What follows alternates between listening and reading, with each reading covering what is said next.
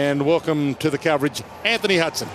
Thank you, Dwayne. Job well done there at Etihad Stadium. Well, it feels like a special day, I think, here at Spotless Stadium. Barry Hall, Alistair Lynch, Jared Healy. We've been used to coming here, and the crowds haven't been great as the interest has been building in the Giants. But today against the Sydney Swans, they're packed in. It's a sellout, and we have no idea who's going to win this game. 100th game up for the Giants. It's taken a little while, but I think the torment and the tribulations that they've had have been worth it, because the next 100 looks daunting. Oh, it is exciting, and then the second half of this season looks exciting. We've seen them have great wins over Geelong earlier in the season in Canberra, and then a few weeks ago or a month ago against the Hawks here. So they're just starting to grow. If they can get over the top of the Swans again, they're really set for a big finals campaign. That said, Baz, they need a win, don't they? The Giants do need a win to really justify a lot of the positiveness about the club. Well, the last two hasn't been great for them, but they've played some good quality opposition. But the Sydney Swans aren't going to be relenting at all.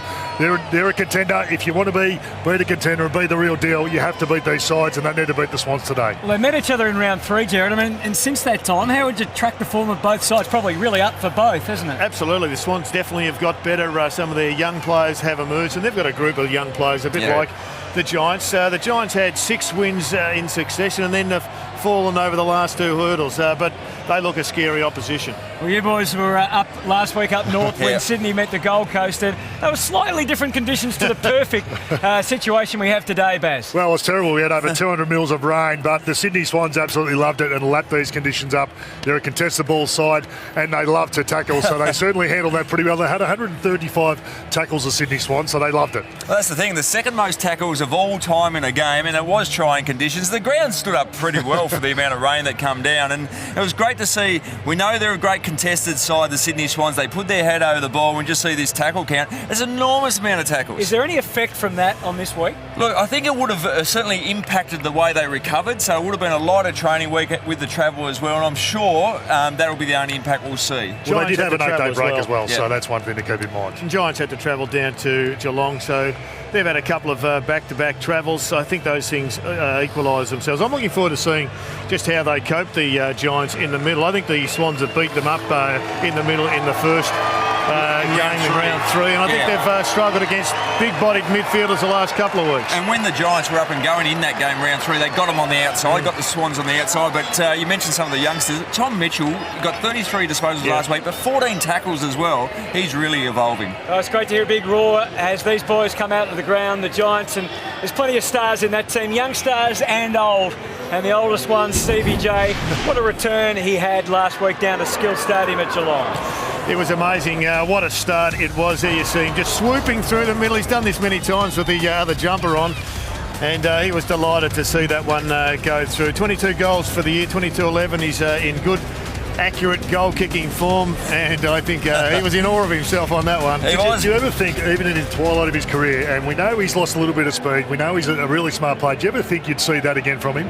Perfect timing, bursting through, snapping on his right foot, outstanding. Well, we've seen it on a couple of occasions this year. I mean, he's kicked a bag of 5 when they smashed the Hawks here in round 6, kicked 4 against the Saints as well, so we're seeing bits and pieces of that brilliance, and he will play an important role, especially as they get towards finals and this year. And the organisation of their forward line, I mean, it hasn't functioned that well, particularly the last 2 weeks. Right. I think they've got to start coming up to the ball. They need Jeremy Cameron to come up. They need Big John Patton to really impose himself. We know Lobb is a good marking player, but they need to get the connection between the back line and the forward line, and he may be the man today. Well, Leon Cameron, their coach, has been good enough to join us out in the middle here of Spotless Stadium as he watches his boys go through their final preparations. Exciting day, Leon, a big day for the club. Have you embraced that as part of the preparation, or just try to keep it normal?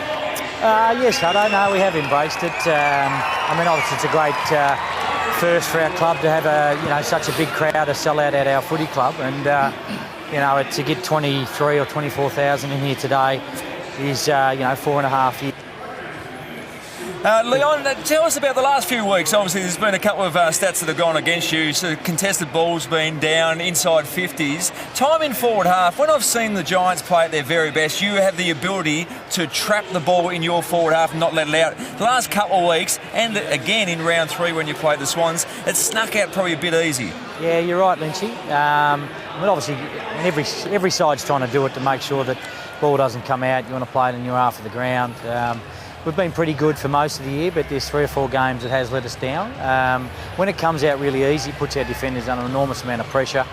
So we've got to make sure, part of Sam Reid coming into the team is that, he brings that forward pressure along with Toby Green. It was a really good inclusion for anybody who believes in perseverance. This bloke's had an amazing time, off the list, on the list, rookied a couple of times. Great to see him getting a chance in a big game. Yeah, it is. And look, his form's just been outstanding at the lower level. He likes to tackle, he likes to play hard, contested footy. It's a little bit what's probably gone missing in the last 2 weeks with his injection. Ryan Griffin's the other one, a really big inclusion. Hasn't played since round 5, but geez, he was in good form at that stage. He's a big in for you as well.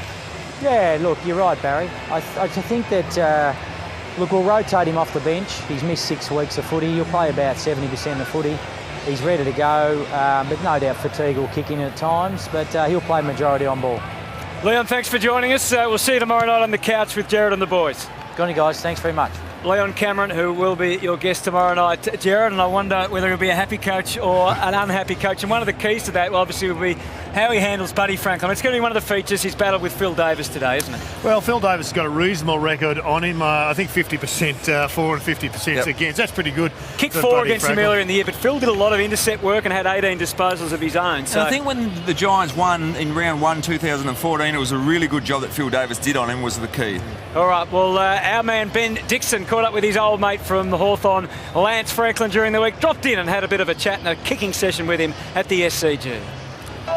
Lance Buddy Franklin in career best form. I thought I'd come down to training, have a chat with Bud, but also see what sort of time he's putting in on the track because it's turning into some serious footy in 2016.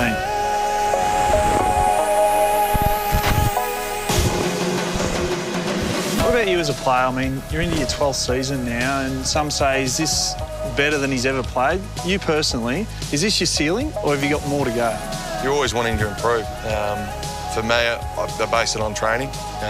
Train as hard as possible and get the most out of myself in the sessions, and then that for me translates into my football. So I think there's always areas you need to improve on, and probably the biggest thing for me is my marking, and I continuously work on my marking and my contested marking at training, and there's no doubt it will come slowly, but it has been nearly 12 years and I'm still not the best. But for me, it's just about training really hard and then bringing it to games. I think now that the teams are pushing way up the ground, very rarely there is someone back in the square because with the zones and the presses, a lot of teams are playing up. So when you do get the ball, you find you look up and there is a little bit of space. So if there's a little bit of space, I have a go at it. Buddy, he gives it a ride. It's a chance. It'll be a goal. You beauty, Buddy. 100 goals. Can you reach 100? Who knows whether it would happen this year or in the following years, but I do think it will happen. It's going to be hard though. It will be hard because it's hard to kick 100. It really is. I just watched you train. I mean, you're ping them from everywhere. What's your favourite spot? Pretty much from there. That's my favourite spot on the ground. Right here, right on the 50. That's my favourite spot on the ground. And I'm not just saying it. It looks like we've set this up, but it's actually scary. That's my favourite spot. It's long. And inspiration goal from their king. There's nothing better than playing here on a Friday, Saturday or Sunday arvo in front of a big crowd. What do you do with yourself outside of footy? There's a lot of things we do up here. Beaches. I love swimming in the ocean. In Melbourne, I wasn't able to do that so much. What about happy wife, happy life? You get married at the end of the year. She's been a great support for you, hasn't she, Jacinta? Yeah, she has. She's been unbelievable. Since I first met her, she's been a great support network for me, and yeah, everything's going really well.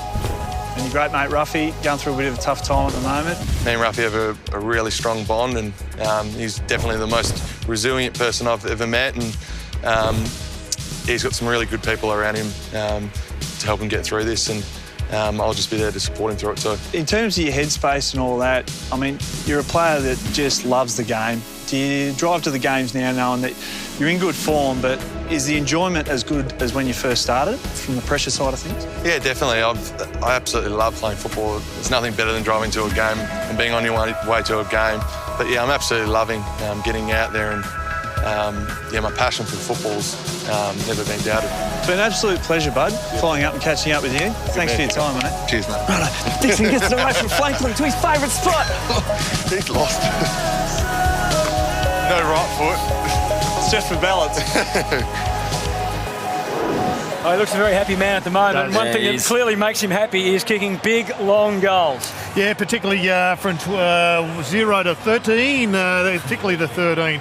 And he's got that from outside 50, the most in the competition by a long way. There's nothing more exciting in footy than seeing someone wheel onto their left foot and kick the long bomb, Hutto. No wonder it's his favourite spot. He flushes them from out there. So no, it's great to see him up and going. He'll be a massive story tonight either way. At the other end of the ground, a man who likes a long kick, heading back to goal a bit, is Jeremy Cameron. And obviously he was suspended at the start of the year and then came back into the team and made a big difference, was banging lots of goals together. But the last 2 weeks, as the Giants have suffered, so has he. Only one goal in the last 2 weeks. Yeah, I think Jeremy needs a big game against big opposition in a really important game. His best game this year to date, probably against the Bulldogs, where he got 5 and they had a solid win. But most of the time it's been in relatively one-sided games. This is what everybody is born to do, and a bloke like Cameron builds his reputation in big games like this. Well, he's spot on, and he had that big game against the Dogs. He also kicked 7 against the Gold Coast Suns, but that's 2 games. He's kicked 22 goals in his 7 games this season. 12 of them come from 2 games, so I'm with you. As they're set up very big in the forward line. They need him presenting up at the ball because they've got lob deep as well and Patton, so they need someone coming at it. So he's very good going back the other way, but just for the balance of the team, he needs to push up at it. Well, this rivalry is certainly developing, and there's nothing like beating your neighbour across town. And certainly John Longmire, as the big brother, as they've been called, the Swans would love to do it again. He's the coach, and he's with Barry Hall. Yeah, Horse, thanks for joining us as well. Sides have done pretty well in the last couple of weeks against the Giants. So you've obviously plucked the guts out of that and seen what they've done. How do you go about it today? Yeah, although they've had 2 tough away games against Adelaide and obviously Geelong, and they were right in the hunt against Geelong. So we looked at that. We looked at what they did well, actually, what the Giants did well. They did plenty well. There's a lot of players in pretty good form. Really got to take the win-loss ratio out of it over the last 2 weeks, and that's what we've done. And they've got some good players in good form. Tommy Mitchell's had that run with role at times. Will he go to Dylan Shields today? He's probably their best mid. Yeah, certainly at times he will. Not for the entire game.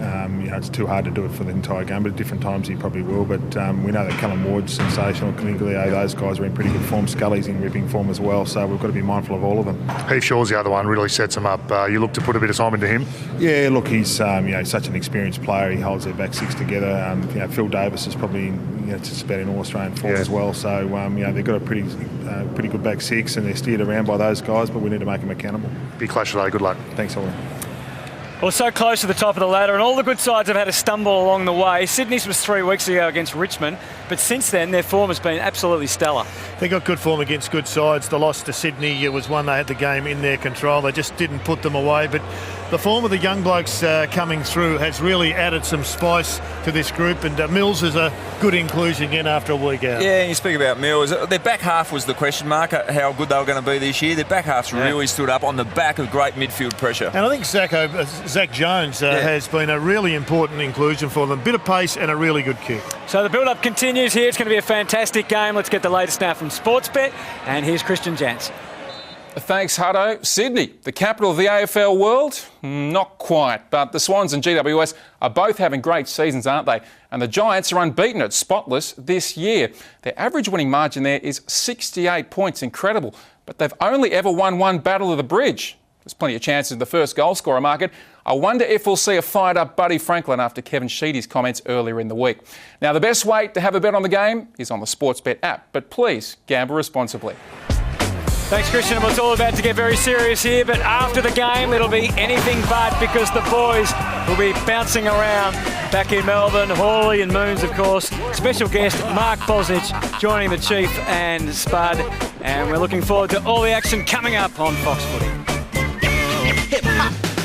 Well, back here at Spotless Stadium, great scenes as this massive crowd starts to fill in the stadium. In many ways, it's a mini-final for the GWS and an historic day, their 100th game and their first sellout. Their inaugural chairman, Tony Shepherd, joins me, and you're looking pretty excited, Tony. Welcome. I'm on tenterhooks, so I couldn't sleep last night. I was so excited. Well, it's a fantastic achievement by the club, the sellout, but in many ways you're chasing the 4 points. Yeah, thank you, Jared. Well, it's very important for us. This is a critical game for us, as you know. If we want to try and make the finals this year, this is one we'd really like to win. So you've been playing really good football right throughout the year, bar the last couple of weeks. You lost to the Swans. a big win here, and you actually consolidate that great rivalry that's building. Yes, I agree. And the rivalry really is building. And the fact that we've got a sellout crowd today says it all, doesn't it? I mean, this is becoming a real derby. And this is what we were hoping to achieve, and it's happened probably a little earlier than we expected. Well, congratulations. It's been a tough 5 years in many ways, but it is starting to all bear fruit, and well done to you on the work you've put in. Oh, thanks very much, Jared. It's been a challenge, but it's been a wonderful experience. Well, you go and find your seat. We're going to take a look at 5 of the great moments of the first 100 games of the GWS. It started back in 2012, and the Giants had been in the competition a mere 6 weeks before they hosted the Gold Coast Suns. It would be a memorable day out for Kevin Sheedy's boys and their first victory in the AFL. An historic occasion. The GWS Giants have won their first ever game in the AFL. 2014 began with a ferocious lightning storm, and the game against the Sydney Swans was postponed while the storm passed. When play resumed, it was the younger brother with their first win over the crosstown rivals. The GWS have beaten the Sydney Swans for the first time ever. Fast forward to round 6, 2015. Staring down a 3-goal deficit against the reigning premiers, the Giants would stage a memorable comeback. Oh yes, you'd better believe it. Cameron is a star. Goals to Cameron, Griffin and Devon Smith would give the Giants an unforgettable victory. The Giants have captured the premiers at home. Geelong had been one of the Giants' bogey teams, beating them on 4 straight occasions. But in the second game of 2016, GWS, led by Griffin, hit harder, flew higher, play goes and would run out 13-point winners. A giant leap forward for this club. And the final frontier was in the West. And even though Fremantle's season wasn't going to plan, Leon still needed to let his boys know that anything less than a win was unacceptable. And when they did, their first in Perth. Scully tumbles one towards goal, and the Giants win in the West for the first time in their club's history. Yeah, some great moments for this fledgling club, and they'll be looking forward to adding today's victory against the Swans to that group. They certainly would, and it's been great to watch the emergence of the young players in this young club over the years. It's very exciting what the future holds. One of the exciting moments, I think, was the signature of Shane Mumford. Yeah, well, he's been a fantastic player. Look, they had a record there when he didn't play. They just didn't win games. Yeah. But with the emergence of Rory Lobb, giving him a bit of a chop out in the ruck, it certainly helped him as well at the twilight of his career. Shane Mumford's been a star for them all year. Fox Footy caught up with him during the week.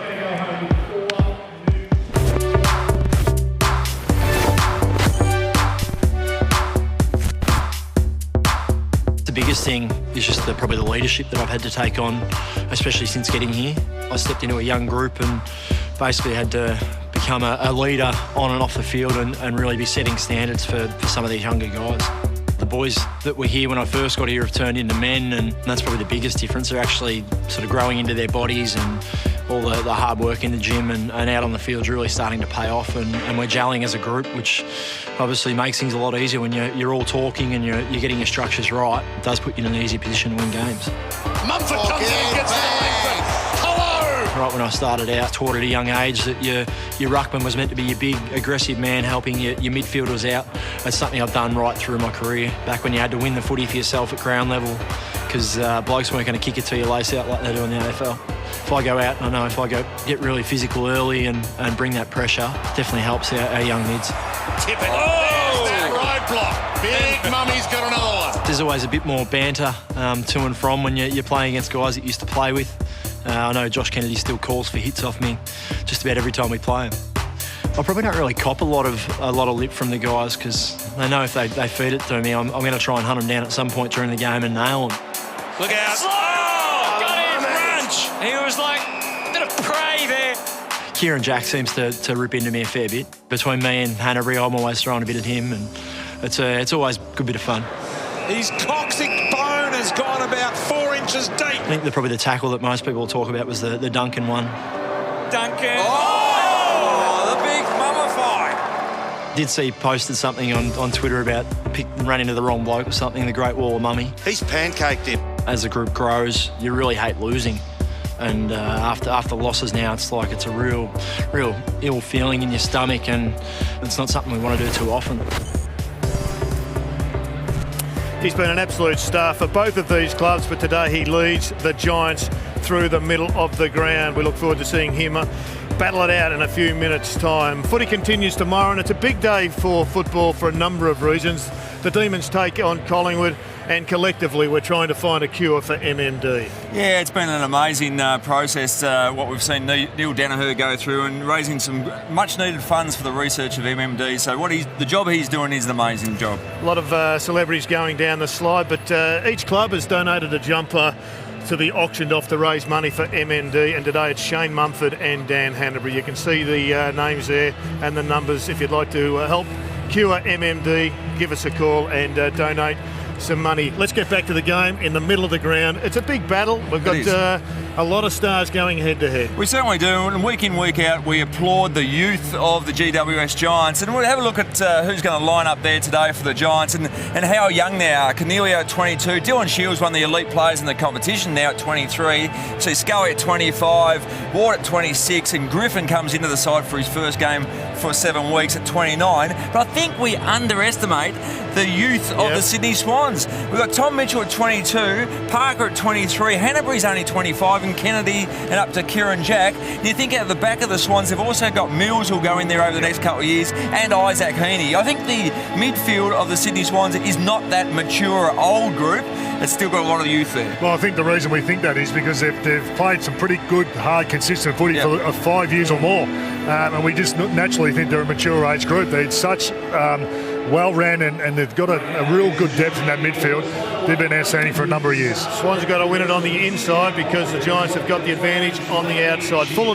Footy calendar very full. Tuesday night, it's a big night for football. I think everybody that plays the game aspires to get into the Hall of Fame. Yeah, we hear it year in, year out that it's one of the great nights of the AFL calendar, and only superstars go there. And Jared, it must be a great one to be involved with. Magnificent night. And don't forget, you'll see it all on Fox Footy right after AFL 360. We're at Crown for the 2016 Australian Football Hall of Fame night. Sandy Roberts will bring you all the action. Tune in 8:30 Tuesday and find out who are the next crop of Hall of Fame inductees.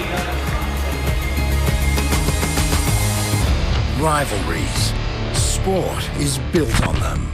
Our game is built on them. Now is he having a go at the Adelaide fans? But they don't just happen. You can't manufacture them. Rivalries need great moments. Oh, Jasoleko! You're guilty! Great stories. One last roll of the dice for the Eagles! Liam Barry, Today, we see the 10th instalment of the AFL's newest rivalry. Leon Cameron's team is like no other ever assembled. Quick. Clean. Clinical. And they'll need to be, because they're up against the battle-hardened Swans. They've been there, done that, and they know the storm is coming.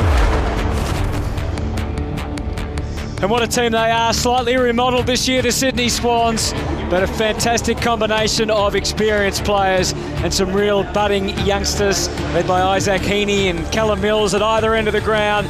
Buddy up the front and in the middle. It's one of the toughest midfields going around, and they would dearly love to come here to Spotless Stadium and just snuff out a bit of the challenge being proposed by the Giants. And as I mentioned, up front, it's none other than Buddy Franklin. He's certainly a hard man to get past, equal at the moment at the top of the goal-kicking tally. The race for the Coleman, Josh Kennedy joined him there last night. You'd expect him to go ahead further after this afternoon, but by how much, I wonder, Alistair Lynch. He's such an exciting player. Great conditions down here at Spotless Stadium, so perfect conditions for a big day for Bud. I'm tipping 4 or 5, Jared. Anthony's hoping for a lot more than that, I can guarantee you. About 8 more than 4 or 5. Well, here are the Giants as we watch them come out. It is a special moment. We've talked about their 100th game for the club, and the players will be well aware of that. Callum Ward has played more games than anyone else for this club. 95 of that 100, and he leads them proudly out. A big mighty roar as this ground fills up, and they'll be looking to produce their best this afternoon. Absolutely, and it'll be driven by the midfield. Good to see Griffin back in the side. He was a high-profile recruit a couple of years ago. Wasn't great last year. Started this season in fantastic form, and yet has missed the last few games with injuries. So you throw him into the mix with Dylan Shield and Cornelio, and of course their ruckman, Big Mumford, who's one of the best clearance players in the game. You know, you've got a really formidable opposition. Speaking of which, Ryan Griffin and Sam Reid is a story in his own right come into the side. They've lost Tomlinson and Steele, so a couple of midfield players going out of the side, but their back line is a great rebounding back half. Ryan Davis, he'll get the big job on Buddy, you'd think. Look out for Nick Haynes and the like to with the ball out of halfback. And the Sydney Swans have made one change from last week's team that defeated the Gold Coast Suns in those terrible conditions. Mills comes into the side, Hewitt goes out. And it's their back line that continues to stand up under pressure with Ted Richards on the sidelines. The good news is he should return to the reserves next week. Heath Grundy, he looked like he was cooked halfway through last season, and he's near in All-Australian form, so that's great news for him. And then through the middle of the ground, Tom Mitchell, over the last month, has done some great jobs, and certainly he'll have another big job today. Probably will take that man there, Dylan Shield. Well, that man, Dylan Shield, you talk about, what a player he is. He's such a talent as we have a look at some of what he can do, and there's a lot he can do, breaking out of clearances particularly. Well, he's hard in the contest, but he's got the class on the outside as well. He's played 75 games now for the Giants, starting to really mature into a strong body. Only kicked a half a dozen goals, but averaging 29 disposals. And he's got a magnificent sidestep. He can kick both sides of the body, but he is trying to work onto his left foot. Can go quick, knows when to change, pace, and is a brilliant kick. That's a half a goose step there. There it is. Sold that one to Josh Kennedy in round 3. He's a really important player, not just to run the ball into the forward 50 himself, but he puts a lot of other players into space by hand. All right, we're off to a break. The bounce is not far away. What a game. It's the Giants and the Swans from Spotless Stadium, and it's next.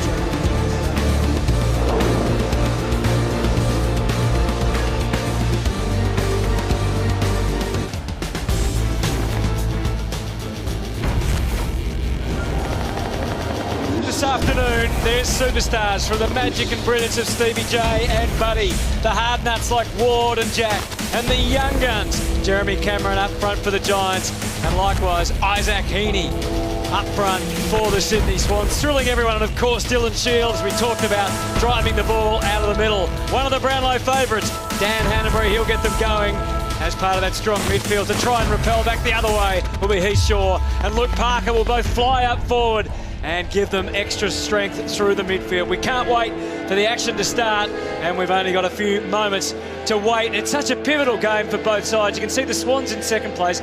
The Giants are the ones that need the 4 points. They have a very good draw after this, so if they can win this, they're right in contention for not only top 4 but even top 2. Well, the Giants have been superb at most parts of the season, but they have lost to top sides in the Sydney Swans and the Cats. They're looking for a big win against the Sydney Swans, I guess, to add to that. Of course, they did beat the Cats here earlier in the season. Well, that's the thing. They've had 2 tough games on the road with the Cats and the Adelaide Crows. The big thing up against a team like the Sydney Swans, where they've fallen down in the last couple of weeks, is contested ball. They pride themselves on putting their head over the ball and winning that part of the contest. They'll be really tested, and I think the big question mark will come over their experienced players. Callum Ward, in one, has had a quietish couple of weeks, and as we've already spoken about, I think Mumford is going to be a real key. Had a quiet couple of weeks against Adelaide and the Cats. Well, it's a big battle, isn't it? Kurt Tippett, he's been terrific. Sinclair's been up and down through the season. He'd be looking to grab hold of those many half opportunities he gets inside that forward 50 to drive home the advantage. But the skipper, and there's a couple of them, but McVeigh has been looking for his very best form, and I reckon he's found it over the last few weeks. Well, he has, because he had the delayed start to the season with that knee operation he had towards the end of the last year, and it just lingered on, so his pre-season was interrupted, but he looks like he's getting a bit of fitness under his belt now and a bit of form as well. Good luck, boys. Well, let's get straight down to Barry Hall. Yeah, thanks, Hado. Well, it's a massive afternoon for GWS. They've got a packed-out crowd, sold-out crowd for the first time ever. but it's also their 100 games, and they're celebrating by wearing this jumper today. So keep an eye out on that. Well done to them, 100 games, and you consider only 100 games in and they play their best football and they can beat anyone in the competition. So let's have a look at a bit of a snapshot so far for GWS. They're 6 on the ladder as it stands now, 7 wins, 4 losses, but the last 2, they've been a bit of a struggle against good quality oppositions. Adelaide and Geelong have put them to the sword and they've failed. So they're going to get put to the sword again by the Sydney Swans, who is sitting second on the ladder and going along beautifully. 9 wins, 2 losses, and they've won the last 3. So for GWS's point of view, if they want to be a real contender this season, they've got to beat a side like Sydney. Yes, they've been struggling the last couple of weeks, but this is a test for them. It's 100 games old, big occasion for them. Sell out crowd. This is a big afternoon, boys.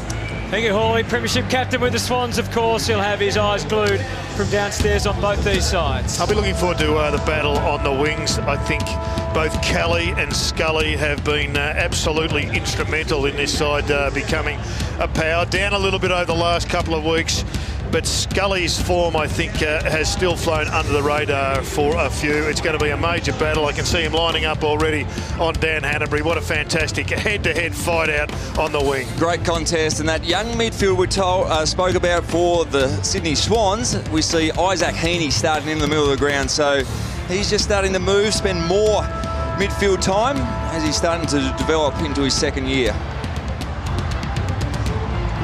So what a battle it will be. The Giants and the Swans from Spotless Stadium. Game 100 for the Giants begins in a fairly inglorious manner, it has to be said, with a crooked bounce. Your umpires this afternoon, Brendan Hosking, Justin Smith and Ray Chamberlain, who loves a big occasion. Rampy trying to get to Cameron and everybody else trying to get to Rampy. Mumford and Tippett dueling it out in the middle. That's going to be some battle to see which group of talented and tough midfielders will get a first look at the ball this afternoon. Laidler going to Patton. Laidler's had an outstanding year. Now he's pushing up to try and get to Lobb, who's come up as a third man up. Cornelio, Heaney, scrapping it forward for the Swans. Back out of there by Williams and got plenty on the kick too. Good spoil Rampy, watching guard on Cameron. Whitfield trailed in. Sam Reid, what an amazing story. Delisted, was an assistant coach for a couple of years, forced his way in with his forward pressure and ability to play in that forward line in the Neefle. Grundy and Hanbury get early touches and Smith hacks it out of there. That was the first inside-out talk we've seen for the day. And here's Williams, one of these smart defenders for the Giants who've been able to run and give them so much dash. He and Wilson have improved enormously this year. We spoke in the pre-match about their lack of forward 50 territory ball in the last 3 weeks. Well, this is a good start for them. Yeah. Lobb has pushed up. He tried to drag Grundy away from the deepest defensive position. He didn't go with him.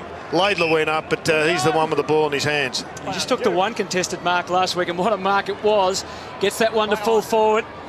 Mumford taking Tippett all the way forward, and it's... That's as high as you could imagine from Rampy. Is it going to land in? No, Stevie J claiming it. That wasn't his best kick, Dane Rampy. Usually pretty safe down there in the back line, but on that occasion out on the full. And that man, Stevie J, now he's not going to have a shot from here this early in the game, is he? Well, we've seen blokes try and pass the ball from here and waste shots. That one's sort of somewhere in between. Behind the ball, we've got Gary Rowan, who is going with Heath Shaw. And I thought last week it was pretty important that they made Heath Shaw defend. And when they were competitive in round 3, the Giants, it was on the back of Heath Shaw's run-off halfback, so he is an important one to block out. McVeigh, good aerial effort from Rowan. Now Scully gets an opportunity and he decides to go for broke. It's just drifted across though and through for a minor, so they're doing all the attacking so far. And good to see, you mentioned before Tom Scully's evolution as a player. Yeah, terrific. He's dragged up here as a youngster, and it was a speculative buy, it's fair to say, but he's developed into one of the most hard-working midfielders in the competition. They invested a lot of money early on guys that they showed a lot of faith in, and it is paying dividends right now, and he's going to be a 10 or a 12-year, maybe more, veteran of the Giants. He's kicked 14 goals this year. He certainly added that to his armoury. Yeah, I think that was probably the question mark. His ability to hit targets and kick goals, and he's certainly improved that side of his game. Tippett with a follow-up, fresh from 50 hit-outs last week. There was an extra few stoppages last week in the water, though, so he got his opportunity up against big Tom Nichols. Different story against Mumford today. Ward, Johnson, Jack. Well, it's not a man-on-man scenario on Heath Shaw because he's pushed over onto Luke Parker. Pretty handy player to have, I've got to say, as a small forward, Luke Parker, because he can do it on the ground and we know he can do it on the air. But so what that does mean is Heath Shaw can't play him on a leg rope, otherwise he's going to get hurt on the scoreboard. No, I thought one of the defining moments against the Crows was Eddie Betts' form on him. Eddie went up the ground, but he also went down and made Heath Shaw very accountable. He only had 50% of his average possessions that night. Heath Shaw's numbers one-on-one, though, this year are absolutely outstanding. Yeah, he has proven over the last 2 years, really, that he can defend in the one-on-one situation. That's why he was elevated to All-Australian level last year. Shield, they try and take it from inside to out, and they do it so well when they get going. Williams didn't like what was on offer, and he was prepared to play the waiting game until something materialised, and that something was Stevie J. Now his fumble takes him outside the range, you would think. Only for a torp. And he's tried to carve the kick for Big John Patton. In the pocket, he's got Kelly there, or maybe Scully. He's got enough. He's got enough. They're on the board with a maximum. Well, it's been a really impressive start by the Giants. Ball hasn't been inside the Swans forward 50. They've been killed at the around the ball. Their ball movement has been quite superb. They look electric. They look on. And here's the mark. Bullet, too good a kick in some ways. Stevie J good enough to grab it. Tried to kick it around the corner. There's nothing traditional or conventional about Stevie J, as we know. Didn't quite hit the target. The target was there, though. And that's a superb handball and then finish by Scully. That is a great finish from Tom Scully. He's got off to a flyer in this game already. That's his third disposal. And him and Kelly have swapped wings, and Zach Jones now has gone on to Scully, which is probably a reasonably good matchup. Oh, again, it's the Giants. Cornelio heaves them to half forward. Lobb and Cameron both were in position to fly for the mark. Rampy, and they'll look to find on exit here through Callum Mills. Rested last week and gets the help of a 50 here. Been superb in his debut season, averaging 17 disposals. He has been elite for his first year, and I think if Wiedering wasn't in the competition, he's an odds-on favourite, even though he hasn't been nominated for Rising Star. Heaney, Rose is down there as well. Of course, made his debut late last year against the Giants and kicked 3 goals after coming on as the sub. Well, they're first inside 50, but it was actually only inside 45. And the pace of the Giants is on display. And Patfull putting the quick steps to get away. Puts Marsh and Rampy under all sorts of pressure with Reid and Cameron right on the job. Sam Reid, welcome back to the big time, but can't nail it. It's a good get and give by the big boy Jeremy Cameron. It was, and they'll be looking to get him lively and part of the action very early after, as we mentioned in the pre-match, a really quiet last couple of weeks. Laidler down the line. Sinclair from behind. Hanbury missed his moment. They're just a bit off the pace at the moment, the Swans. Yeah, they're flat. They're flattish in comparison to the Giants when they win the ball. The Giants, they are spreading magnificently. Well, it's 1-6 inside 50, boys, but I've covered a lot of games at Spotless Stadium, and the atmosphere down here is absolutely fantastic. It's great to see. Well, it's a terrific stadium. All we needed was people to fill it, and that's gradually been happening. And today, it's a special day for the Giants, that's for sure. And that's going to continue to grow as this team continues to grow. Had some great wins here so far over the last couple of years, and it's only going to get better. Jones, and there's Rose. Had a good performance last week in the wet with 16 disposals. So far, been pretty tough for Buddy Franklin to get a look at the footy. Well, he hasn't got near it, but ball hasn't given. That's exactly right. Scully and Jones in the tangle. Looks like they've just locked down on Scully, temporarily at least. Hanbury, Sinclair, who's perhaps trying to be a bit too cute, instead of being prepared to grab it and wear one. It's going to be a ball up. If you're going to lock down on Tom Scully, you're going to have to rotate a few players through him because he's one of the elite runners in the competition. Well, you can see Jones off the back of that pack really putting some body work into him. Parker, the latest to overrun it. Cornelio and Ward.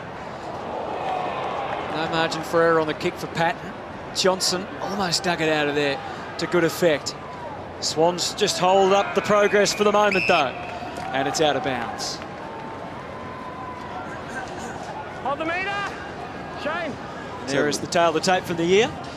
GWS points for 107, just over the 100 mark, the Sydney Swans. Points against, very good, the Swans, only 69. Well, last week the Giants' defence was under all sorts of stress and strain against the Cats. They held on for a fair while, and here they are on the job as Shaw marks and couldn't help but just move it on to Wilson. Dynamic stuff from the Giants as they surge forward and get it on the chest of their most important forward, Jeremy Cameron. Well, it wasn't a great kick coming in. Sinclair butchered it, went across the ground. Wilson was onto it. He's a fantastic rebound defender, and he has hit a target. And this is a chance, a big chance for them to take a commanding early lead. And importantly, Jeremy Cameron was hammering up at the ball carrier, which was really important for this team. Averages 3 goals a game here at Spotless Stadium. This is his 29th game. He's kicked 85 goals. He'd love to get this one online, and unfortunately for the Giants, he can't. It's a good sign, though, isn't it? You spoke about him leading up at the footy early, and he's doing it. So it's a great start from Jeremy Cameron. It is really important because the other two big forwards are more likely to sit under the ball in Patton and Lobb, so he has to attack it. Have to take their chances, though, because you know the Swans will keep on coming. Yeah, let him off the hook to a large degree so far. Here's Butt. Oh, big mummy. Buddy versus Mumford. And their paths almost crossed team-wise, and they certainly crossed it centre-half forward. Hopper, as they try and move it by hand this time. Pack capsized over the top. In goes Patfull. Wow, that was red hot. Parker to Jones. Shrugs a tackle or two. And a fairly blind kick for Davis. He was just sitting off the back rather than the front of Tippett. Covered it well. And as much as he's played on Buddy, he's also played on Tippett a few times over the last few years, Phil Davis. He'll be comfortable on either. And played with Tippett at the Adelaide Crows, of course. Yeah, all the way back. Been one of the good stories, Zach Williams. Forced his way in to this team, and late last year, really. Yeah, what about the 50-metre penalty there? The player walked straight into the inside 10-metre protected zone. Yeah, they've dropped that rule. Dylan Shield pointed at it, and he was absolutely on the money. What was the play on for, though? Not sure. Williams again into Shield. And then further out, ambitious kick for Cameron. Hanbury was onto it.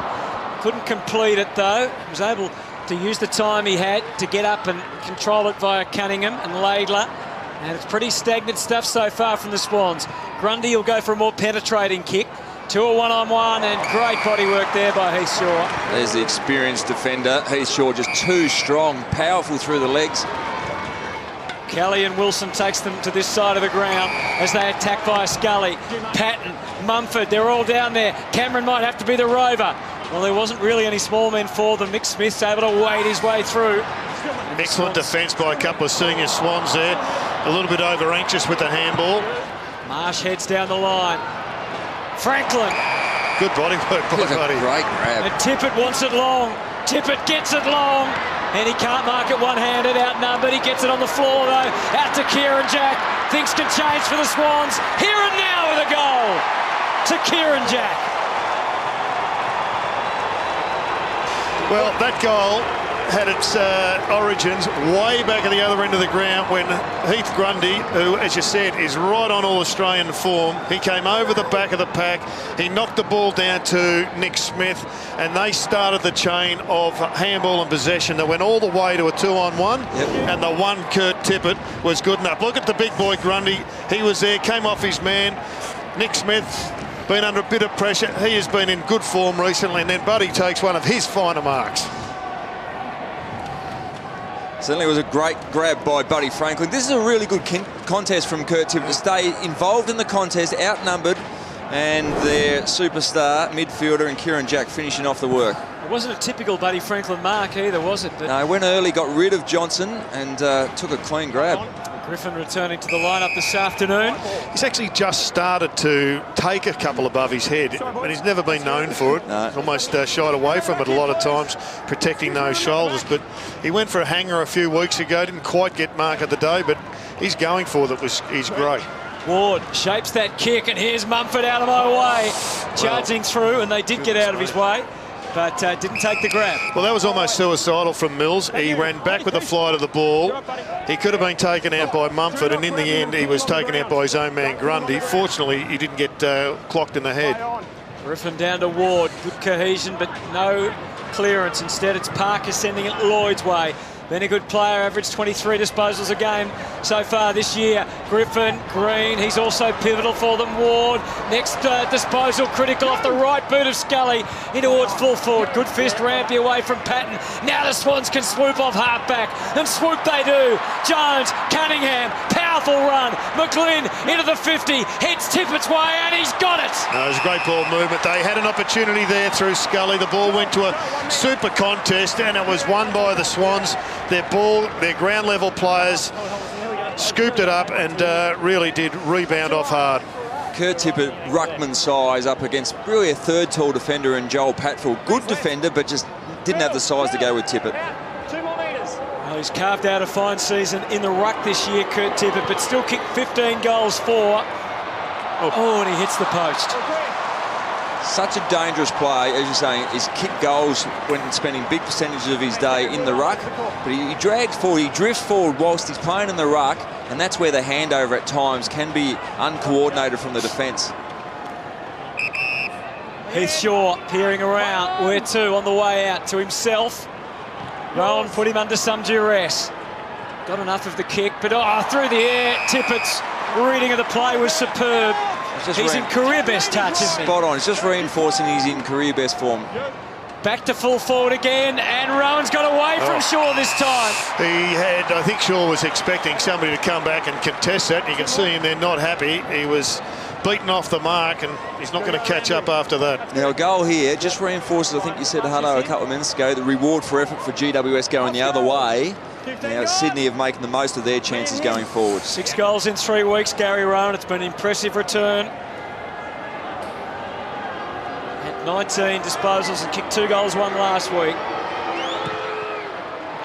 Understands the importance of kicking straight, and he hurts the Giants with an outstanding goal. He's been an interesting observation over his career. Clearly, he had a massive injury problem, which was almost tragic in football sense. It was great that he actually got back on the park, because that break of the league was horrendous. And then he was trialled in the runners-up position across the half-back line. He's been trialled on the wing, but the game seems to be simplified for him when he's coming leading out of the goal square. And right now, he's finding footy. He's finding footy really, I think, fun again. And there's the history between the two sides. Of course, the Giants, their much celebrated win in the thunder and rain at Spotless Stadium back in the start of season 2014. Since then, some big wins for the Sydney Swans. But this is clearly their best chance to beat them again. But they've wasted a few, and the Swans have hit the front. Well, they have inside 50s 9-5 in favour of GWS, but they just haven't capitalised at this stage. Griffin tried to put the clamps on. Kennedy coming into the game now. McVeigh, Jones, and they can advance into the 50 again. Tippett the focus. Cunningham at the drop. Into Big Mummy. And now Scully, as the Giants have to dig in. Not an ideal bounce for a big, tall, 209-centimetre man in lob. He sends it back to the wing, and Harry Marsh has got them covered. Yeah, nicely done from Marsh. Didn't give away the free kick. Used his forearm. Buddy playing well up the ground at this stage. Haynes flew. Heaney. And now they crowd it out. This last contest, Heath Shaw just got a poke in the eye. And just see, he leaves his man, gets into this contest, and just gets a little flick from the left hand of Kurt Tippett. Stayed down for the next 30 seconds. Ward. Heaney. Davis knew Buddy was coming. Sure about the free. Phil, of course, has been a bit of a target of late this year. He's been in great form, though, hasn't he? I know there was a lot of negativity about him throwing a head back. He got punched in the chin, and I think he's copped the raw end of the prawn in many respects. He explained it well, I thought. He just said he was really surprised. Yeah, he was stunned. Shaw to lob. And they've worked their way through. Not completely convincingly, but they've got it into the 50. Kelly. Geez, when their ball movement's on, it's as good as anybody. It can get to the electrifying stage. They had it their own way early. Yep. Now they're in a battle. And a challenge here for the left-footed Kelly. He's a talented man, but this is beyond his range, I would have thought. He's forced to have a shot. That can be famous last words, Lynchy. Yeah. Kicked a beautiful goal from distance against the Swans when they met earlier in the year. This has got the added difficulty of the accuracy, and it proves too much for him. Tippett, oh, it was a bit wild and woolly, that kick, but pass. He'll claim it. Mitchell to Sinclair. Now potentially on down the wing, but Sinclair plays the safe game. Thanks, Steve. Brings it back to Dane Rampy. You get nervous when Ruckman is switching it across. We saw a few examples last night, Hutto. Yes, don't mention last night for the moment, Lynchy. Smith kicks it back to the middle here. Gee. That was a big smash away. Buntine. Bit late too. Grundy, Tippett, heaves it back to the middle. Anyone can grab this one on the bounce. Wilson taking no chances, has to go again. Just territory for the Giants. Buntine again, tosses it for Green. In the wrestle, it was good work, Rampy. You would have expected him to win that battle, so that's a little minor victory for the Giants.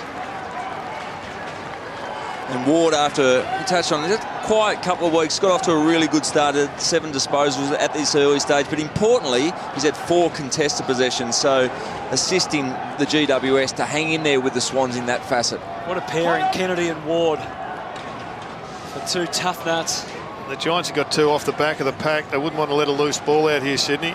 It's one way to do it, win it. And they do, but Parker's handball intercepted. Stevie J got the hands in, and then he gets it back. And he's earned himself a free with it. Against Hanbury, just the left arm across the shoulder. Whitfield. 28 disposals and 6 inside 50s last week. Sets this one up.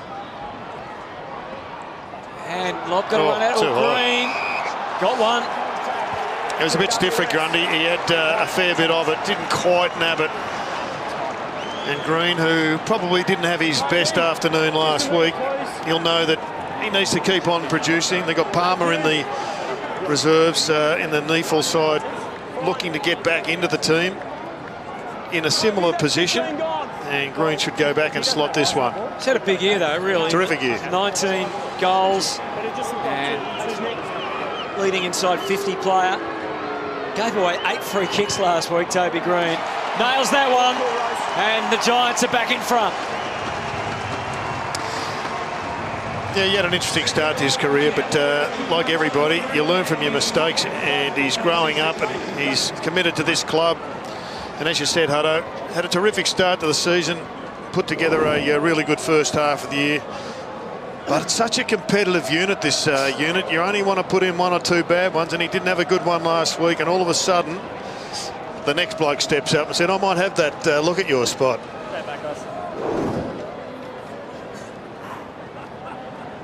Here we go.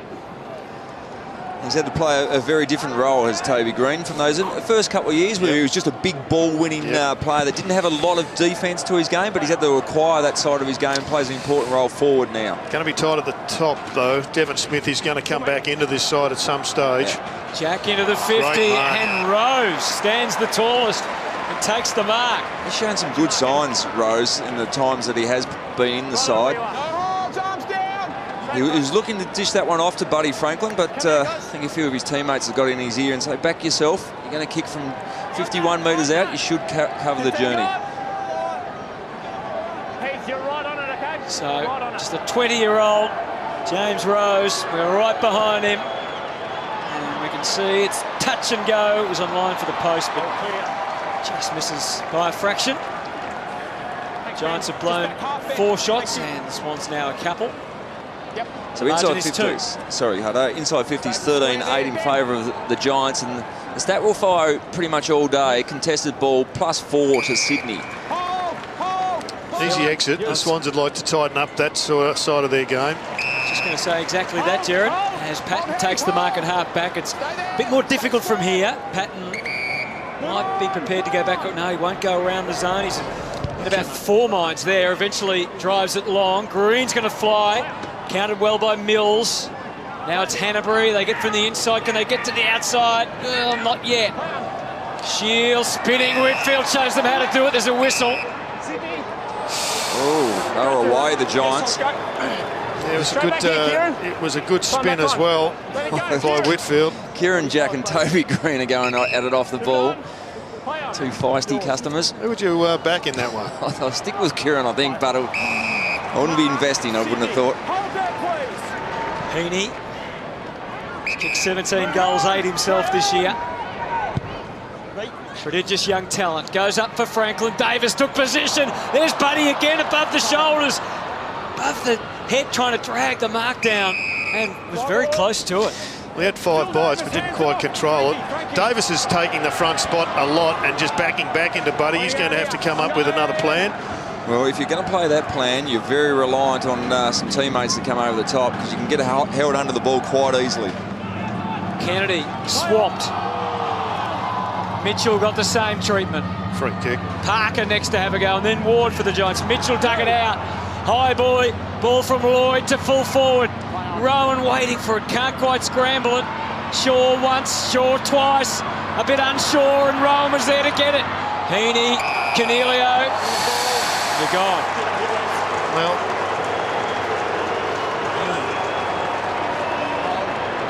Buntine's ball. Shaw to half-back. No one seemed quite certain where it was going to land. Hanbury. Penetration on the handball.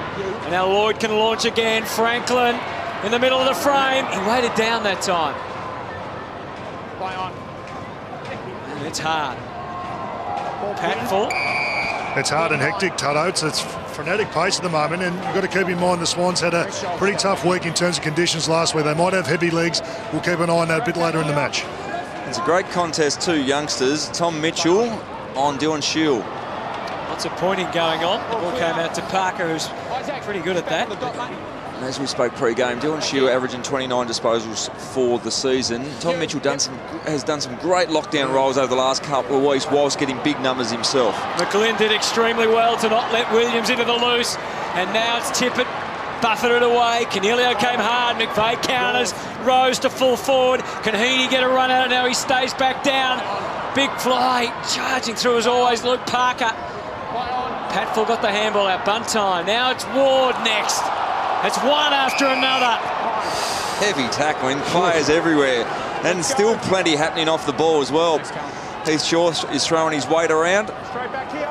Geez, a line between a good tackle and in the back gets smaller and smaller, it seems. Canelio guiding it. And now Patton. There's an open field ahead, but only one teammate, so he has to go for him. Kelly. You cannot give either of the Giants wingmen any room at all. You just cannot close them down. They're too quick.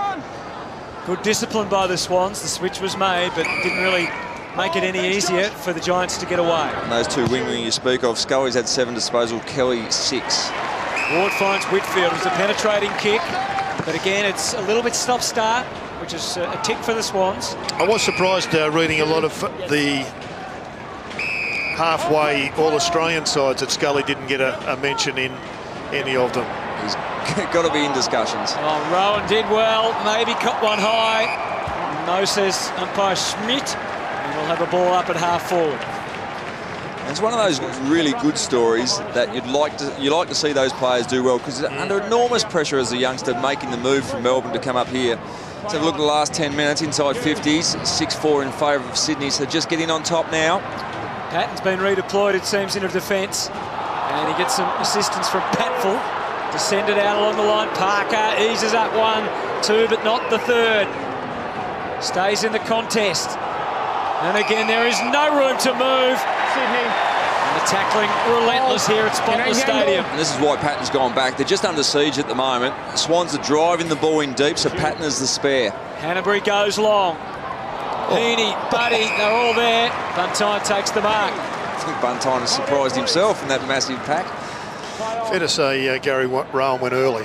Optimistic, I would have thought at best. Wilson tosses it out to the wing. Shield, it just escapes him. Holding GWS. And that will be it, quarter time. Both sides not fully capitalising on opportunities. The one thing we know, we're in for an almighty contest. It feels like it's going to go all the way this afternoon. It's 2-4 the Giants. It's 2-3 Sydney. 1 point in it at Spotless. It's twilight footy.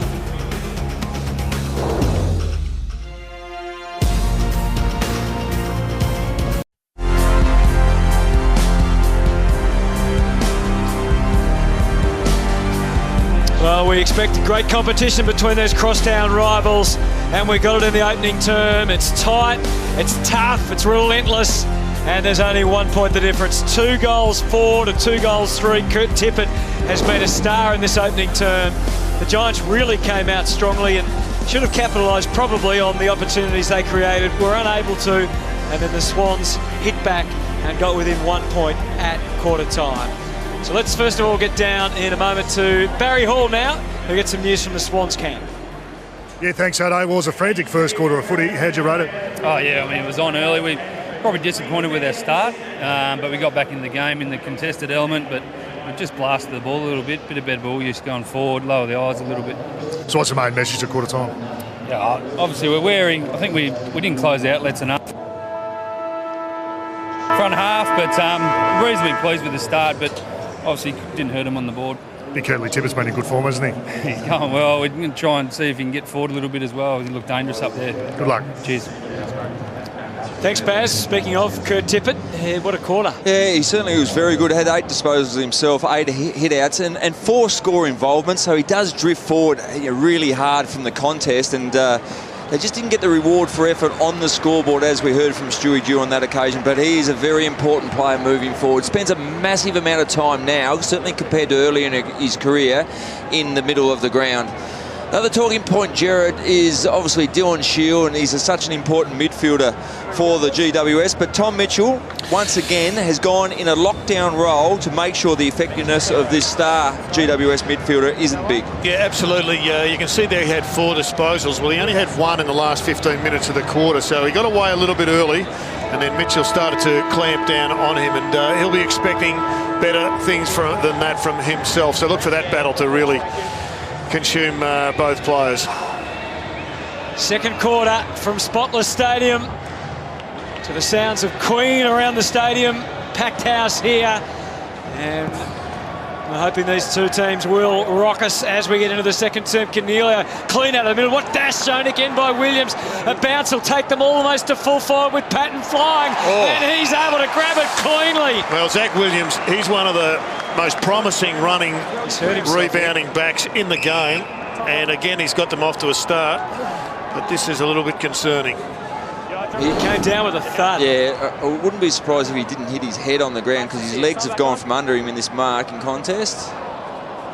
No, doesn't seem to be a lot in it. That is a good grab though. Might have been the knee maybe coming through. 15 gone. 15 gone. Hold that. Might have been his opponent, just unfortunately fell on his right ear. Laidler's only lost 5 of 25 one-on-one contests this year. Patton needs the goal for confidence. He gets the goal, and they're ahead by 7. So it hurts, but not so much when you kick the goal. No, it's a lot better now, very much so. And Jared, as you mentioned, Zach Williams, such an important player that run from the stoppage off the half-back line, comes steaming in here, gets the handball received, takes a bounce. That's what you want from your running, ball-carrying half-backs, and that is a good driving kick to Jonathan Patton. Good grab, and importantly, a conversion. So that's a good result for the start of this second term. Thanks so much, mate. Arms up too. All right, arms up. Both you. Patton important. Williams, you mentioned, averaging 21 disposals this year. Zach Williams up 6 from last year. And he's gaining so much more territory than he did last year for his team. A couple of umpires having trouble getting a straight bounce. Interesting, at this bounce, you've got Buddy starting up on the square line, and his opponent, Davis, just sitting back in the hole about 40 metres behind. He has pushed up the ground a fair bit so far, Buddy, hasn't he? Been so close to goal. It means they're pretty happy with Gary Rowan coming out of the square and Tippett when he's there. Smith and now Kennedy. Haynes was there, trying to poke it away. Shaw, here's Rowan, got the arm grabbed onto. Shaw was the umpire as well as the player there, but didn't have the whistle. He's sure having a little debate with the umpire. But Gary Rowan did all he could. Pick the ball up, but didn't have an opportunity to get rid of it. Mumford and Tippett again, and Tippett gets the tap. Stevie J just ripped steal. it out of the hands. And now Kelly back to the middle. It's touched. Reid adjusted, but Green fumble. That allows Mills in. The ball just pinballing around Reid's kick, smothered again by Smith. Mitchell not letting Green go too far. So much pressure, some of it perceived. We've seen some little fumbles and mishandling. Mitchell as good as he can. Canterbury got ridden. He was turned by Whitfield. Shield gets the opportunity and takes it. Got Green to give to Kelly, and now Griffin runs into the space. Had time to work out where to head next, and he's planted it on the chest of Toby Green. Brilliant handball from Whitfield to the outside. Kelly there waiting. Kick wasn't great in for Patton or Johnson. Mitchell helps out McVeigh, and then Smith, and then Cunningham. Back to the wing. It was pretty haphazard, but it's ended up okay. Well, they dodged one there, the Swans. That was a poor kick inside 50 for the Giants. That was a poor kick as well. Yeah, hands it straight back to Williams. But Buddy was clear. Just had to hit the target. He's running, mate, through the middle. Wilson, he played on. That wasn't the noise he wanted to hear, but he's able to get out of it. Spinning once, sending them wide. Shaw gave him the reserves from behind to come through and spears it into the 50. Too good a kick. Just sneaks over the back from Reid. Mills on the job, and they're running again. Mitchell, McVeigh out to half-back. Wasn't a good kick for Parker. Got nowhere near it. Kelly can pump it long. He's got Patton in the pocket, and it gets away out the back again. Un-Sydney-like, two turnovers, basic kicks, just hitting the wrong team on the off half-back. The last one from the experienced Jared McVeigh. Patton not impressed that there was no whistle coming his way. Mumford and Tippett again. Canterbury with Whitfield close by. Mitchell, Smith, Heaney, and here's Buntine for Griffin. It was an interesting handball, that one. It's been a few of those. Wilson, sky high the kick. Jack. Mitchell. Oh, Heaney gets done. Play on, and Buddy goes with the spirit of it and takes out whoever was in his way. Williams has been outstanding off half-back. He lost completely where the footy was that time for the Davis handball. Griffin was sliding in. It could have been dangerous. The Buddy Franklin hit. He's really solid, wasn't it? Oh, he's really slowed up. I think Wilson there sat him back on his backside real quick. He's only had 2 disposals, Buddy, so far. Griffin takes them forward. Extra body with the Swans. Rampy, Grundy wades his way through. Sends it to half forward. Haynes in front, and Haynes drags down the mark. Well, it's great body work by Haynes, and Sinclair's got to get better than that. He's got to read it earlier and get the front position up, get the much bigger body in front. He's a dasher, is Haynes, averaging 17 disposals. This half-back line of the Giants is causing the Swans enormous problems. His leading disposal winner on the ground is Williams with 10. Heath Shaw's just behind him with 9. Oh, no mercy from Mumford.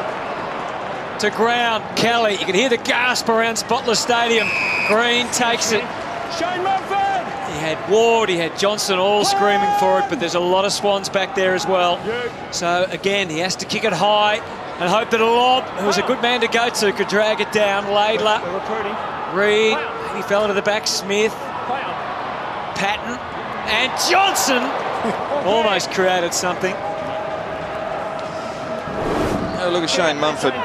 Now, you don't expect anything else from the big man. That is a great pick-up and just steamrolls through.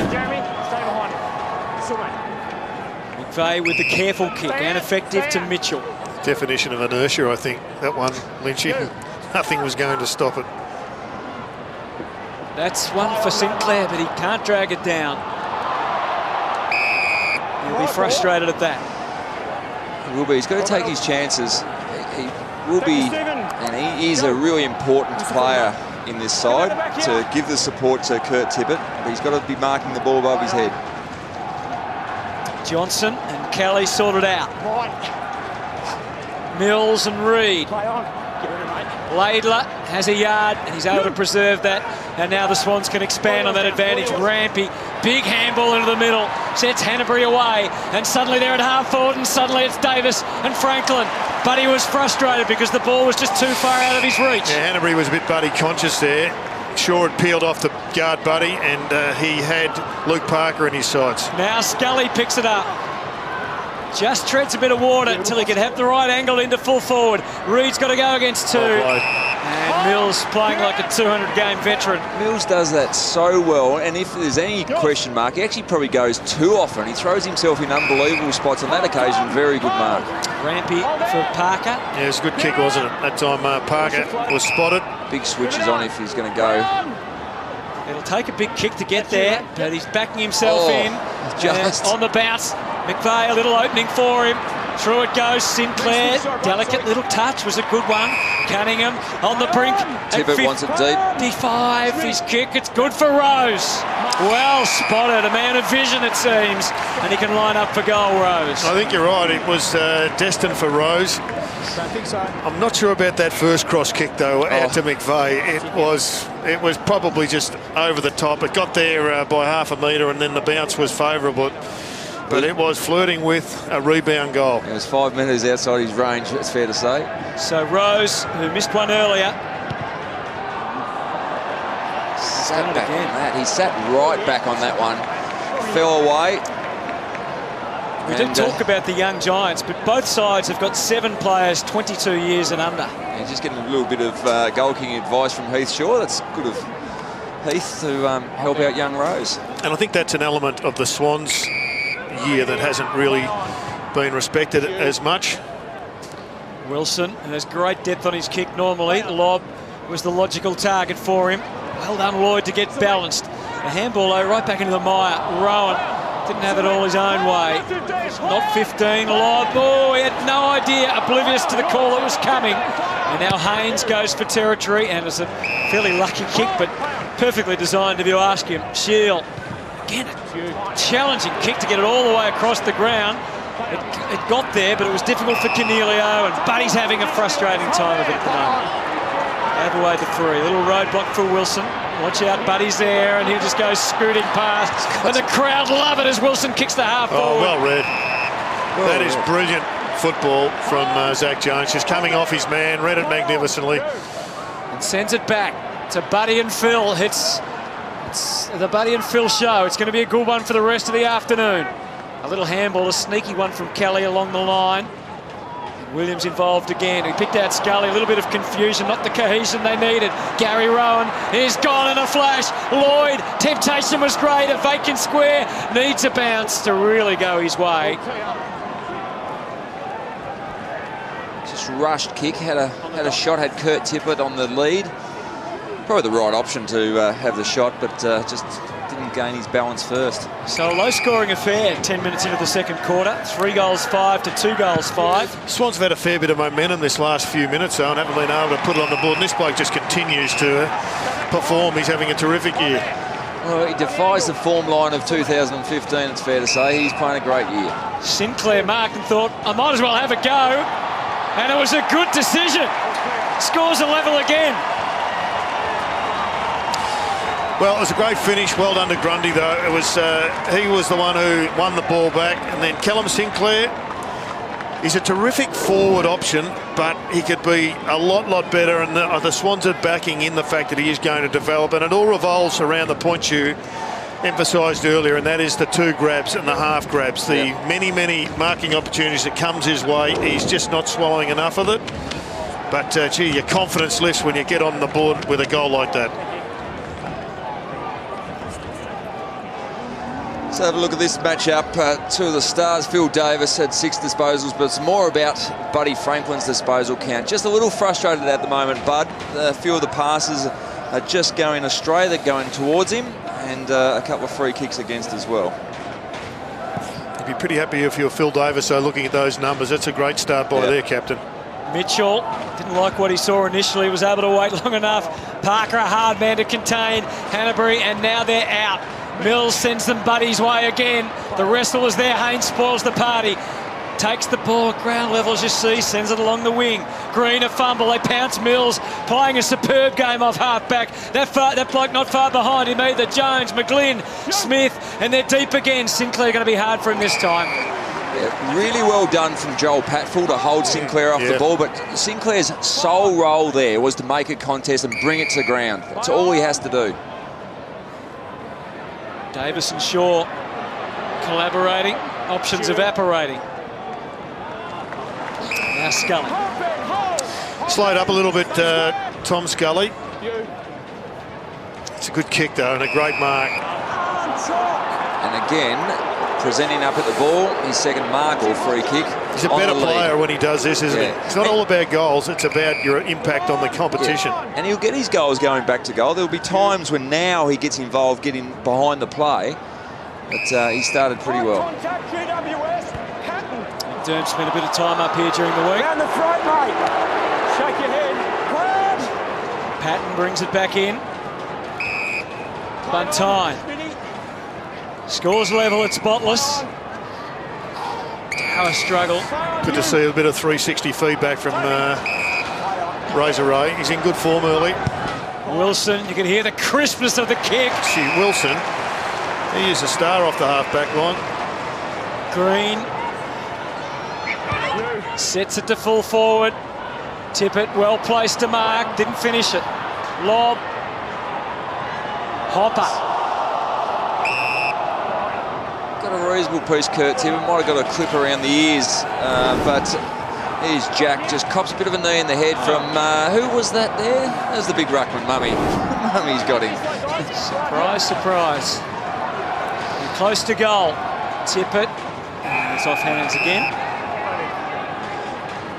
Cracking contest. It's certainly not a free-flowing game. In perfect conditions here at Spotless Stadium in the west of Sydney. Just at the moment, only 3 goals apiece. Mumford guides it down. Johnson! He wanted to do something about it, Lynch. He heard did. it. He's such a dangerous player around the contest close to goal. There's a really adventurous kick and a well-struck kick. Marsh, and the run comes from Mills and Jones. They've been combining superbly, and Jones is well capable of taking it a long way. It's a challenging kick. Davis knew what was coming. Job not done yet. Wilson has a little bit of time. He didn't like that way, and again he got out of the road of Buddy just when he needed to, and can turn defence very swiftly into attack if Hopper's prepared to go with him. He's waited a moment or two, and then kicks it back to the middle. Oh, it's clean enough. Green the fumble. Johnson put the head down. Hence the decision to play on. Green goes again. He's dumped after. It's a free to Cameron. Wasted opportunity there for the Swans. It's an error of Zach Jones's game that's got to get better. He gets on a burst. His speed's magnificent. His foot skills are good, but the decision-making behind the foot skill is what's all important. And on that occasion, he just had to go the short option. So Jeremy Cameron, just the 1 mark last week and no score. This one's on the way and it's dead straight. Giants extend their lead. Well, it was really a 2-goal hit, that one, because the Swans should have kicked one at the other end of the ground, and the rebound was first class, ended up with a free kick. But good to see Jeremy Cameron really providing an all-round performance, getting up the ground, getting some good disposals inside the forward 50 and inside the defensive 50. But it all came about because of probably a bad decision by Zach Jones. On the burst, decided to go long, should have gone short. Jeremy Cameron, there's the story of his season so far, or against the Sydney Swans, sorry. Teddy Richards for a majority of the career. And Grundy. Another wayward bounce, and this time it is going to be recalled. It's becoming a bit of a problem. Just the contested possessions, which has been a big worry in this quarter alone, +9 GWS. So that is a very good stat for this second term when they were -30 against Geelong last week. Well, one of the issues is Josh Kennedy's just not getting near the ball. The normal general, the normal superstar at the contested ball, he's had just 3 touches. Ryan Griffin's doing a lot of work on him at stoppages, and they're getting the best of him. Jack disposed of that time. Ward and Sinclair to get out of each other's way there, Mills. Sinclair's follow-up was pretty good. Jack back into the cut and thrust of it. Ward.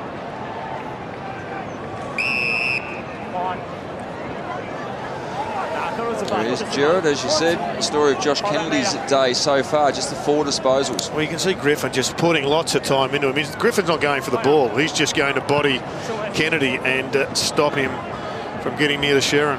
He's averaging 30 disposals as he did last year, Josh Kennedy, so way off the pace. Mills has handled a little wayward. Stevie J. Green couldn't make the most of a big opportunity, but he kept at it. And now Whitfield sends the little moment to get through. Griffin goes to work in the pocket off the left and nails it down shut. Great goal. And that's exacerbated the problem for Sydney right now. Griffin is doing what all taggers love to do, and that's get forward on their men, control their men, and then try and get yourself on the scoreboard. It was a loose handball from the youngster Mills. Got forward. Excellent play by young Green, and Whitfield getting involved. He usually gets the right option, Whitfield. He's a terrific decision maker. Good finish from Ryan Griffin. Back in the side today, and a big import, obviously.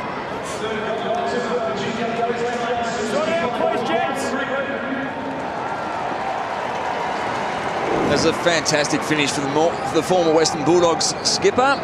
Back in the team after several weeks on the sidelines, half a dozen weeks on the sidelines with that back injury. Playing a very important role today. Sinclair taking his turn against Mumford. Hanbury trying to get something happening here for the Swans. And Haynes, with that fearless approach, takes the mark.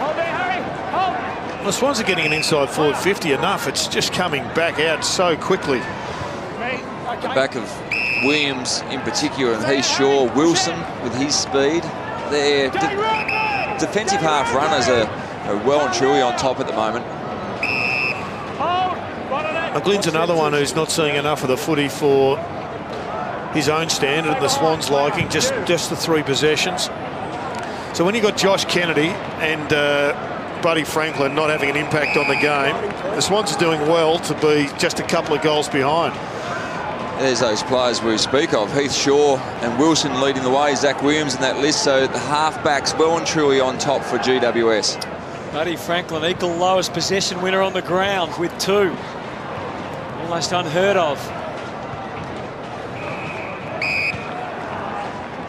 So we saw it late in the first term, the ability of the Sydney Swans to keep the ball in their forward half. So you're not generating a shot every time, but you want to have repeat stoppages, hold the ball there so you eventually can get a good shot away. So does John Long might think, OK, let's give Heaney a chance in the middle. Kennedy can play out of the goal square. Yep. There's Buddy, gets it forward just out of the grasp of Heaney, and Davis, ever growing in confidence, sends it back to the patch out on the wing. Kelly gets off his hands and over the line and out of bounds. Giants leading by 13 points. 1 metre count. Isaac, keep him down. Mumford. Oh, Sinclair put the arm back. No whistle. Free kick this time. Had plenty of it, has Dan Hanbury again. It's going to come back. Swans. Your kick. Hanbury. Hold. Fair call from Ray Chamberlain as well, I think. There was unsure whether it was going to be advantage, so he called it back. Thank you, Dan. Time Career back on. best 31.6 disposals per game. Still 5 clearances and 5 tackles to go with it. Dan Hanbury. Now, Big Bud's just sat Stevie J on his backside and return the favour. Lloyd kicks it forward. Almost the grab to Rowan.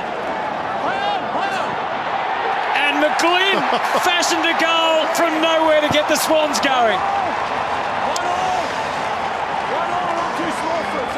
A couple of superstars having a chat together. That was a goal out of nowhere, really. Not sure about whether the handball was elite. There's Buddy and Stevie J just having a good little interaction. Neither have had too much of the football, so they're just trying to warm up and improve their stats, get some champion data rankings points for tackles and bowls. That's where it started with Buddy, and then a response. Yeah, the 2 superstars. There's plenty of spirit. Haven't had a lot of the ball, but they're certainly in the game. Let's go, boys. Sideshow Buddy there at that stage against Stevie J. But an important goal for the Swans has them back within 7 points. Tippett back into the ruck. Kennedy and Griffin locked down, waiting for this one to come their way. Beaten to it by Hanbury. Griffin puts the big tackle on anyway. Hanbury goes to ground. The big scrap continues, and it comes out Sydney's way. But he's got in amongst the play. Mills sends them forward. He's been one of the Swans' best so far. They almost get in each other's way, the Giants defenders that time. That's a nice barrel from young Mills off one step. He's flushed one there. But still, the quality of ball going inside forward 50 for Sydney's big not issue up. here for the Swans. Bazza, we've got Kurt Tippett limping off. Yeah, he's just coming off now, boys, so keep an eye on that. Important player for him. Now, he's had that, previously, that knee issue that he was managing last season. We haven't seen too much of it this year, but that certainly is an issue with the right knee, it appears. Fly from Grundy once again. Reid handled it pretty well. Cameron was prepared to wear one. Griffin for Kelly, just threw it out almost. Shield, they work the triangle handball to good effect. Hesitation though from Griffin. Eventually it's Kelly now. Up a notch again, the Giants blind kick. Not a good one. Whitfield not out of it, but difficult with two Swans and Rampy steadfast as ever. Well, that was just an unbelievable passage of play by the Giants, the way they worked through. It was great pressure by Sydney, which forced the errant kick. Heaney and Mitchell combine well. Grundy. He's having a game, Grundy, Lynchy. It's a credit to him. He's been very important, and especially when you've got Ted Richards on the sidelines, they need an experienced player back there. McVeigh tries to pick out Mitchell in the middle. There was an opportunity. Pat Filoni gleefully took, and Hopper again sends it forward without much purpose. Well, he wants to keep this in. Grundy, a bit of a standoff there with Reid. He refused to commit. He had an easy option, it appeared. Oh, now he wants it out. It was strange. Heaney back to the wing. Wilson came. It's one of three Giants flying.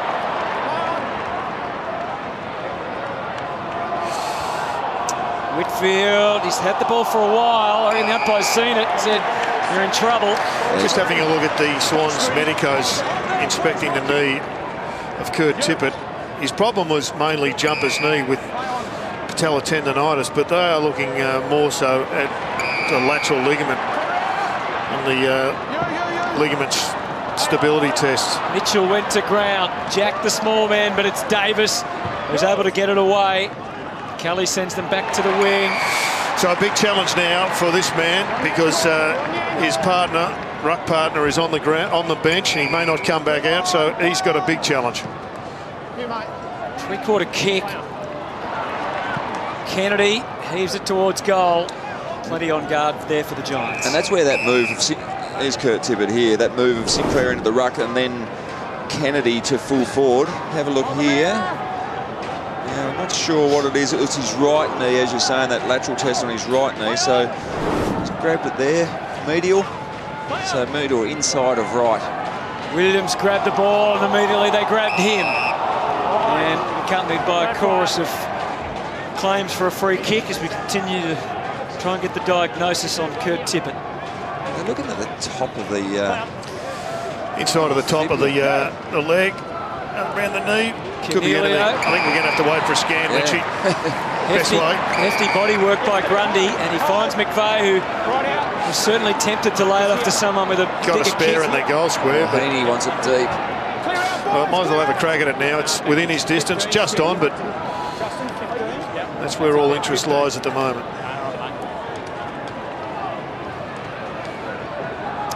McVeigh to bring the Swans back within a point. Certainly covered the journey. It was never really online, even though it's hit the post. So we're back to a goal, the difference, 5-6 to 4-6. It feels like the Swans are hanging on at the present time. The Giants haven't, in my view, put enough score on the board for the amount of ball that they've had. Reid, here's Williams. They're holding back the tide. Gets it to Ward. Now Scully's ready to run for him. He's got no long targets yet. Has to hit up a short one. And while he was biding his time, they came for him. And the Swans can charge forward. Parker, Franklin and Davis. Davis and Franklin. Oh, but he thought he had it. He didn't. And again, the Giants defy him. And they stream out of defence. Wilson with one, Wilson with two. He emerges and thinks, why not a third? Why not indeed, as he charges to half-back and beyond with a kick. Stevie J can't take the grab. The Swans come the other way. Smith to Jones as they kickstart another move forward. What a delightful pass to Rose. He's got Heaney deep. He went for McVeigh, missed the mark, and now Williams counters. Thrilling stuff here at Spotless. Through the middle, Cornelio. It's deep. He struggled to try and take the grab there, Reid. Outnumbered. Canterbury, lovely little gift to Rampy. And they try and just get their breath back here. Lloyd from the back pocket out to the wing. Busy intersection there as well. Standing strongest was Whitfield. Got the handball to Heathshaw. Cool head, but not the best kick. Laidler hands to it. Has earned the free. That was a great contest. The last inside 50 from Hanbury. He was held out of position, but just got a fist in, stayed in the contest, and once again, great pressure from the Swans. You're right, Jared, you said a couple of minutes ago, they're just hanging in there. Now, Kurt Tipper's iced the top of his under the knee there. That is day over, you would suggest. Well, it's good work by Laidler to be in front and win that ball, but he needs a contest. Lob to full forward. Cameron didn't really get there, didn't need to, because Steve Johnson has taken the mark directly in front. Well, he won't be happy with that, John Longmire. That ball just needed to be killed. It didn't have to go to the contest. Possession of the ball would have been the better option, and the deficit will be 6 points more, you would think, because of that poor call. I think Stevie's saying to his teammates, don't lose this for me. Yeah, don't lose it for me. The Swans have got nothing to lose. They might as well just keep it going. But Johnson, mind back on the job, stands up and slots it through. And they come for Stevie J as if he was a first gamer kicking his first goal. And he's given them in a tight contest a 2-goal advantage. Stirring stuff here at Spotless Stadium for the Giants. Still a few agitated. Contest in every sense here. The Swans below their best. The Giants doing enough to have a 2-goal lead at half-time. We're going to get down to Barry Hall in a moment, in amongst it all. That's the other story. Kurt Tippett with ice on the knee. Let's get to you, Hawley. Yeah, thanks, boys. Well, that last goal will give you a bit of breathing space, but it is just tight and tough. Yeah, it is. It's a real scrappy game. We knew it was going to be like that, and we're just going to keep up that effort. Contested ball, they're one of the best sides in the comp at it. Must be a big focus coming in. Yeah, especially our mids in close. We know that they've got some big balls around the contest, and we just need to compose and make good decisions when we kick forward. Good luck. Thanks, mate. Good stuff, Hawley. We'll take a break. Plenty more to come here. Big twilight encounter at Spotless Stadium. More in a moment.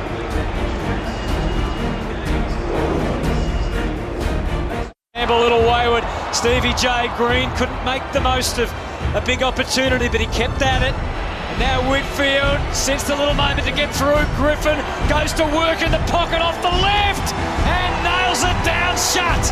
Great goal. It's a Giants' 100th game. We've got a full house at Spotless, and we've got the home side leading a really tight struggle by just 2 goals, 6-6 to 4-6. And it's difficult to see this one breaking open at this stage. But there's been some highlights, and there's been generally just a real arm wrestle between two good quality sides. Yeah, there's no doubt about that. And as you said in the call halfway through that second quarter, you just feel the Sydney Swans are just hanging in there, but they're not efficient going inside their forward 50. The run-off halfback has been super impressive from the Giants. They've got some issues with players that are normally in form being held back, but their major issue is this, and we believe that following this incident, he was grabbing the inside of his knee or the upper part of his calf muscle around that tibia area. It's an unusual one. We're not sure exactly what the injury is, but the bad news and the immediate news is he's iced up and there's a question mark as to whether he comes back. Yeah, that's the confusing thing. When has he done it? Is it a calf strain or is it an actual tibia injury? So hopefully he hasn't got a little crack in there, but it looks like his day's over, so that's really bad news for the Sydney Swans. A couple of great one-on-ones. We know that Griffin is going with Kennedy, but this is the one that we all look forward to. Davis, the captain, under all sorts of focus before this match. He is steeling himself, and he's got a big scalp at the moment at the halfway mark. He certainly has. Buddy hasn't had a heap of opportunities. The ball that's come inside the forward 50 hasn't gone to his advantage. He's working hard, got a little bit frustrated on a couple of occasions, giving a free kick away, and he's cleaned up a couple of players. Got Williams at one stage and also went through Stevie Johnson. So he's working hard. You just hope that Buddy Franklin doesn't get too frustrated, but no doubt he's going to get up into the midfield to try to get the ball in the hand and then go deep into the forward 50. One of the great strengths of the Giants is their rebound. Normally it's a Heath Shaw, but today it's Haynes, it's Williams, it's Wilson. But this one is Zach Williams. You see him coming off the half-back line just as the spitter running straight through the middle of the ground. I love this kick, and it was good body work by Patton. And that's where the GWS can really stretch opposition defences with the big forwards that they've got. They've got to mark the ball, otherwise they're just going to be slow defenders. But Zach Williams, Heath Shaw have worked really well for that half-back. And that's an aggressive centre stoppage. Run off half-back, get the clean hands, and then it's an unpressured inside 50. We're going to take a break from Spotless. The Giants are in a pretty good position. But after this, John Ralph will join Anthony Hudson for all the news from round 12.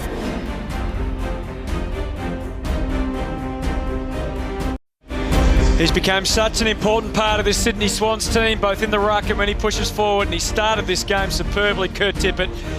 But Barry Hall, he's got knee issues and he's not back out there at the start of the third, which leaves a big role for Callum Sinclair. Yeah, it's terrible news for Kurt Tippett down the rooms. Still a bit of a concern, that ice on that right knee. So Callum Sinclair, that puts the asset on him, but usually producing that second quarter. He's a second highest ranked player on the ground, so that's a good feather in his cap, but he needs to be able to do that. Kurt Tippett out of the game, he needs to lift, and he's done so far. How do we feel? I mean, obviously the Giants are on top here, boys, with 2 extra goals, but where's it heading for the Swans? Well, it's certainly a massive task for Callum Sinclair. He's got to carry the ruck burden for the remainder of the game, but just their efficiency going forward is something they've got to tidy up. Josh Kennedy needs to get into the game, and that man there is doing a really good job, Griffin, on Kennedy. Well, they're going to change it up here. Buddy Franklin's going to start in the middle of the ground. They need a lift from Buddy. They need a huge lift from Josh Kennedy. They've relied upon those two right throughout the season, and they have always delivered. If they don't lift, then I think the formula pretty simple. Giants go on and have a comfortable win, but you can't write them off when they've got 2 magnificent players who are yet to really have an impact. So the lead is 12. Different looking forward line now. No Tippett, no Buddy. Very different midfield. Centre bounce, Mumford, down to Shields.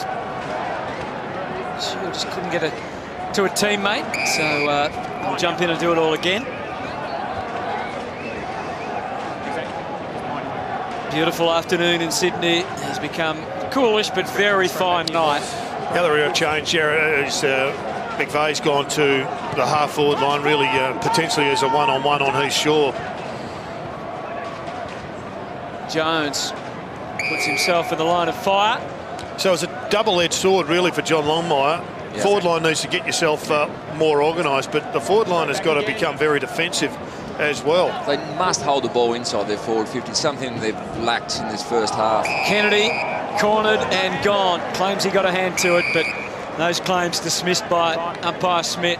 And it's Johnson who shapes the kick. Well played. Just dropped it there. Back with the fly, Lloyd, as Canelio had been the intended target. Thank you, Jeremy. So Buddy's not going to stay on the ball too long. He's starting to push forward again, but he may just continue to go to those centre clearances. Back from Lloyd. Shaw had one go. A little parry from Franklin. Could have been influential. McVeigh. Shield clean out of there. Ward just got adjusted. Saw Green coming. Smith down to Griffin. Doesn't miss too many, Ryan Griffin. But you're right with Buddy Franklin. Just trying to get up to change the mix. Just wants to get his hand on the ball, even if there's a couple of cheap kicks around the back, just to get his confidence up, then drift forward. Phil Davis has gone back onto the Gary Rowan matchup at fullback. Patfull worked his way to the front. Shaw, Jack, good intervention. Haynes, Buddy sweating on him. He did not care less. Strides away with conviction and delivers. But free kick is paid for a little shove. They take the advantage. Patton was coming late. Lob can't quite drag it down. Green in the mad scramble. Lob, Grundy. It's a bit of a fluky ball. Patton, Ward, spinning his way out. Shaw, advanced well down the ground to full forward. Whitfield. Their talent is well and truly on display, and there is so very much of it. We cannot underrate how good a mark that was. There was a lot of players around above his head. Ball was dropping rapidly, and clean one grab at the top of the goal square. We tracked Lloyd in. Lloyd, I think, left to work for Grundy, and his man came over the top. So it should be a pretty simple case here. Putting this through to extend the lead to a game-high 19 points. Famous last words.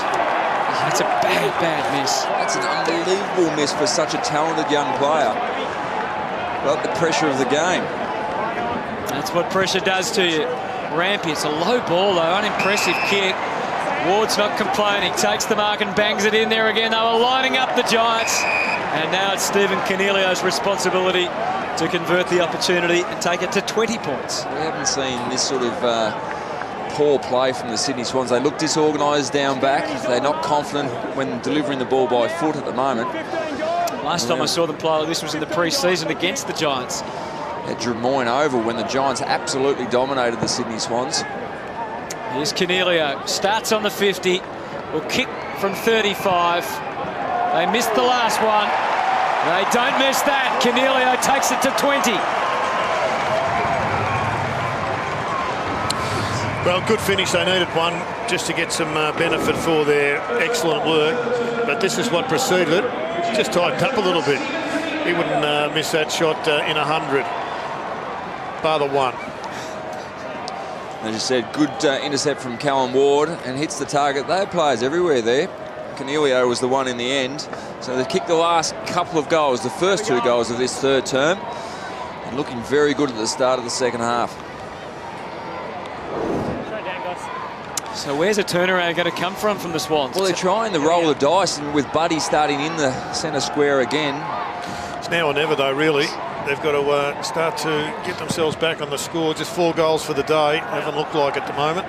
Mumford hooks it down. Griffin has played a big role coming into this team tonight after 6 weeks out with injury. Smith trying to protect the footy. They've got not much room to move. Jones takes the initiative, sends it deep at Shaw, commanding. Takes the mark from half back. He's on, he's sure, as he's been for the last 18 months. And Williams and Wilson, they just love to run and work in tandem back there with Shaw. Free kick to Scully. Runs the big arc, Scully. Sends it deep to full forward. Lob. Grundy did enough to defy. And out the back it's Jones again, but not for long. Griffin getting a feel for it now. Green worked his way onto the left and got it all sorted.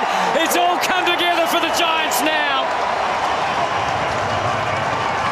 Still a long way to go, but you just feel the leg rope's about to snap at the moment. They're all over the Swans at the moment and taking their chances.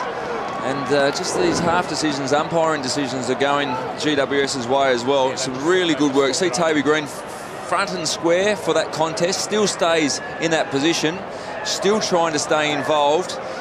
And this is really well executed, just around the body on the left. Great goal. Good intercept as well.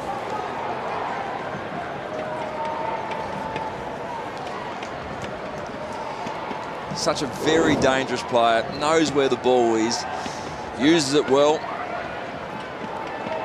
Have a look here, inside 50 scores in the third quarter, 2-2. Zip the other way, 5 inside 50 to 0. GWS. The ball essentially hasn't gone to the right of that centre line. And once again, free kicks going in favour of GWS. There's the first mistake for a while. Hopper's kick just had, it's a little strong, but Steve Johnson rectifies that very smartly, and they're on the move again, the Giants. To half forward, Rampy held his ground well. Hanbury provides the extra assistance, but Griffin steals it back and shows that he too can come up with a dribble kick, but now he's cursing himself. You're spot on, Jared. A mistake on that occasion from GWS, but the Swans didn't make him pay. No. Jones got it out of there as quickly as he could. Oh, Big Mummy comes in again. Made it his own for a moment. Just pushed and took as many potties as he could with him on the way to the bank. And Big Mummy would be pretty happy if Kurt Tibbetts off the ground at the moment. to take the second string ruckman for the Sydney Swans on. You can see Isaac Heaney up onto the ball, training Magnus around on the board, John Longmire, but they're not getting it away from clearances. This time an intercept goes nowhere. Well, they're getting cold in their forward line. Mills dabs for Franklin. He's a long way from home, even for Buddy too far. It was designed for McVeigh, but the hand in from Buntine was outstanding, and it's going to go the Giants' way again. Davis, the little nonchalant give. Stevie J has been very pivotal. He's linking up again. He's on the move into the forward line and guiding it for Green. Some come up, some go back to goal. Lobs deep, Patton's deep. Good mark. Huge grab. That's the full forward. He's pushing right up the field behind the ball. That is pushing up. That is pushing up. So John Longmire said forwards playing the backs and backs go forward. Well, it's nearly got to that stage, and your best player, we put him in the midfield in Buddy Franklin. Gee, that's an unswan-like kick from Mitchell. Made a big challenge for Kennedy, who's floated one to get it back from McGlynn. As they get to the wing, and again, he had to cough it up in a hurried fashion, not dealing with the pressure at all, the Swans. Worming his way through cleverly, though, was Hanbury. That's better to half forward, but all the numbers stonewalled again, the Swans, by Mumford. Gets it to Cornelio. Free kick going back to the Big Mummy. I'm not sure about that one. Big Mummy's tried to jump there. I don't understand that free kick at all. Contested possessions this quarter, boys. 20-8 in favour of the Giants. Good start to them. And they're on the move again. It's Wilson through the middle to Shield.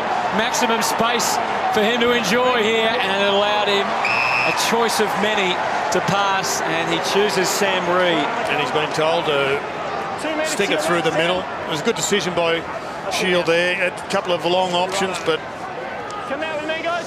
elected to go the short. The Swans midfield just leaking like a sieve at the moment. So Sam Reid, incredible story. Thought his career at the top level was over. Went back, captained the reserves team in the NEFL. Now back in the team after being a coach. And the mark is taken on the line. And Lobb might just sneak around. Now, these days you can wait and use the extra meterage you're allowed. To ram home another one for the Giants. They are obliterating the Swans right now. He may develop into one of the best contested markers in the game, but from a Sydney Swans point of view, I think Johnny Longmire will be looking along the desk to the defensive coach and saying, what is going on there? Taking a mark, essentially uncontested on the goal line, is a huge mistake. So I think they better get the hammer out and break the glass, because there is an emergency at the moment. GWS all over the top now. Have a look at two big boys on the goal line here. And that's just a big reach. Needed someone to jump. Rampy was caught under the ball. Needed some support from a ruckman or another defender. 3-3 to no score for the Sydney Swans. This is a one-sided affair at the moment. And the Swans are going to have to really just find another gear if they're to get back into this game. Got to find something, and they know it. Sense of urgency about that, and Parker was able to plant it inside the 50 where Rose will have a shot. We missed one from this range, hit the right post in the first term. They haven't had too many opportunities. Missed Must another take one at this the other chance. end. This kid, I think he kicked 3 goals in his first 3 kicks when he came into footy. Came on as the sub in round 21 last year in a massive win for the Swans, but now the tables have turned already, and that's his 3rd strike. And Heaney can't do what Lobb did at the other end. The thing they haven't been able to do is now hold the ball in this back half. It's come out too easily. Yeah, that was in the first half. In this quarter, hasn't even been there, has it, until now? Such has been the one-sidedness of this quarter. Yeah, 8-1 inside 50s. Wilson back to the wing. Big fly, but not timed by Buddy. It's a free kick, though, going Sydney's... No, going... I think Bud got a push, actually. Yep. The umpire pointed the wrong way. Yep. It's amazing how the players reacted to what his point rather than to what he said. Goes for Lloyd as a different angle into attack. And then Mitchell just stopped the kick a bit, and David Lobb read it. He didn't hear the call, or at least acted that way. Eventually reacted. Kelly swoops off half back. And they keep on coming. The handball was lightning. Patton not perhaps possessing the same reflexes and skills. Great tackle from Jones, just keeping them in it at the moment. Tackles like that. Important one. Here's Buddy from the wing. He's got no one deep. He hasn't looked either. Still kicked it. Heaney's going to have to do something amazing there. Davis trying to claim it. Haynes was cool and calm, and the Giants are away again. Ward, and they keep coming from behind. Just a bit of a wait there for Whitfield before delivering it for Reid. Did well, Reid, pushing up, making himself an option. And they are finding gaps in the Swans' defence pretty easily. Hopper for Kelly with a run-up. Probing deep kick for Patton. Good early work on Marsh. Couldn't get back on the footy. It wasn't to the advantage of Jonathan Patton. He wanted it out to his right-hand side. So just gave Marsh half a chance. Tired-looking Sydney Swans team right now. Smith back to the wing. McVeigh held it long enough. Need a lift from Jared McVeigh. Hasn't had his best first half. Plenty of time to impact on the result. Short for Parker. And now Rose. That's it. Hold. Sinclair the target, but he's got Lobb and Davis to try and beat. Gets it to ground at least. Jack was friendless, no one around him, and he threw it. Tackling pressure's been first class from the Giants. So they've struggled at times over the last couple of weeks against quality opposition. Jack the Giants. Move it on. Play on. Hobbling around on the mark. Hold. Hold there, Ben. Play on. Hold. And now the Giants in no hurry. Shaw to Shield. Testing out the foot skills and passing with flying colours at the moment. Green takes the mark. Well, we said coming in, if they can make it an outside game, Lynchy a possession game, then the Giants have got the weaponry to knock off the Swans. Well, Swans aren't even winning the inside game at the moment, and they're being beaten on the outside. Wilson takes him to Williams. Didn't look like that was the best strike. And indeed, it's gobbled up pretty smartly, but not the best handball either from Jack, and suddenly they're running again. Whitfield can indulge in a couple if he wants. It's a clear path to home, but they're sharing it at the moment. Sharing the sugar around here. And this is Ward to shoot for goal. He read that really well, Nick Smith, and he was there about a split second late. But the direction to go to the top of the square, to go to their skipper Callum Ward, it came from Stevie J, it came from Josh Green, and he basically just took the order and said, that'll do me. He's played in 95 of their 100 games, Callum Ward. And right now, he's looking to extend the agony for the Swans and take it out to a 39-point margin. Post involved, and it's a minor score. Barely hanging into this contest. This is where they haven't been able to get any run all day from half back at all. So again, just a long bomb. It's just hard to know where a goal's going to come from right Well, now. that's the thing. They've had no hit up centre-half forward or that link player. So they've had to go long, bomb the ball, and then it's just a hope. I think on one occasion, Buddy Franklin took a contested grab, which resulted in a goal. But outside that, they've really battled. Shallow throw in that time. Shield made a lob, and Cornelia had no idea that Cunningham was coming, but somehow he got a boot to it. Crowd didn't agree. Shield was in the right place. Green going to be challenged here, but he marks anyway. Grits the teeth and hangs on. Jones was the spoiler, but he spoilt nothing.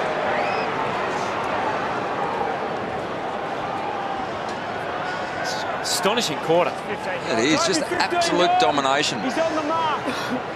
There were signs in that second quarter that the game was going to break open, but we were expecting the Sydney Swans to reply in this third term, but it's been all Giants. So Toby Green to line up, extend the margin to 40. And that's more good news for the Giants.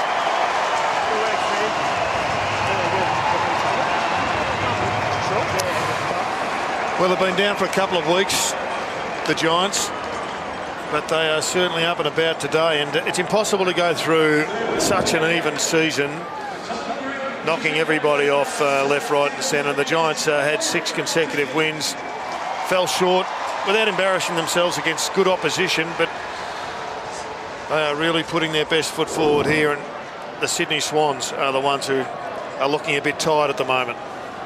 Give us some room behind us. There's the last 10 scores, and there's not too many Sydney Swans logos in that list.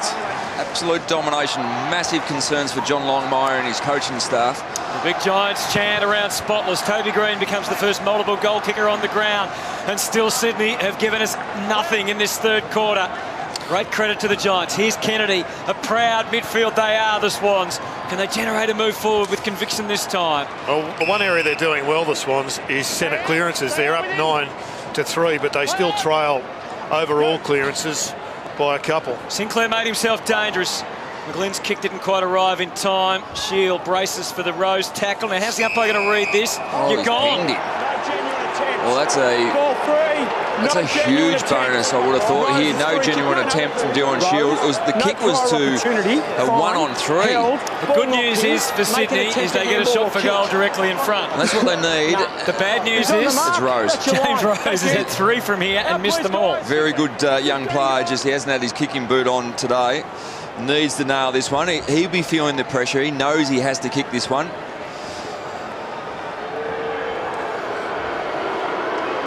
Crowd trying to get in his head. Rose, it's a better strike, and it hangs on, and finally he salutes with a goal. Well, that's a really good conversion. You'd expect that from an AFL player, but I think what we're seeing here is his limit's about 35 to 40 out. He doesn't change his style. When he moves out to that 45 to 50 out, he tries to overkick the ball, pulled most of them left, and I think from that, he should be looking to pass the ball off if he's that far out. Dylan Shield not overly happy, but that is a good hit. Kept his head over the top of it on that occasion, previously leaning right back. So one of their youngest players at just 20, James Rose, in game 4, gives them the goal they were after. Let's see what sort of difference it makes to the confidence of the Swans. Buddy again residing in the middle of the ground from the centre bounce. Mumford down, Kennedy. Mumford, a little curse as he left the arena. The umpire knew what he thought of it. Double fist from Haynes. Johnson on the job in defence now. It's through it. Well, this one's getting the benefit of a lift from Josh Kennedy. He's starting to get his hand on the ball at stoppages. Interesting call by the umpire. Certainly Stevie J didn't see it the same way, but I guess that's no surprise. A couple of half chances they have to take. Tom Mitchell, probably not a strong point of his, converting from this spot. 6 goals, 9 for the season for Tom Mitchell. That looks good. Yep. Great shape on the kick. Straight over the top of the goal umpire. And the Swans have a couple in a row. That's pretty much my form this weekend. Yep. Don't get on me, whatever you do, but that is a really good capitalisation of that half chance. Free kick's gone their way. Rose got the first opportunity. On this occasion, it's Tom Mitchell. And yeah, probably a little fortunate, but you've still got to kick him. And that is a really nice kick from 45 metres out. Just a little word to Stevie J on the way out as well.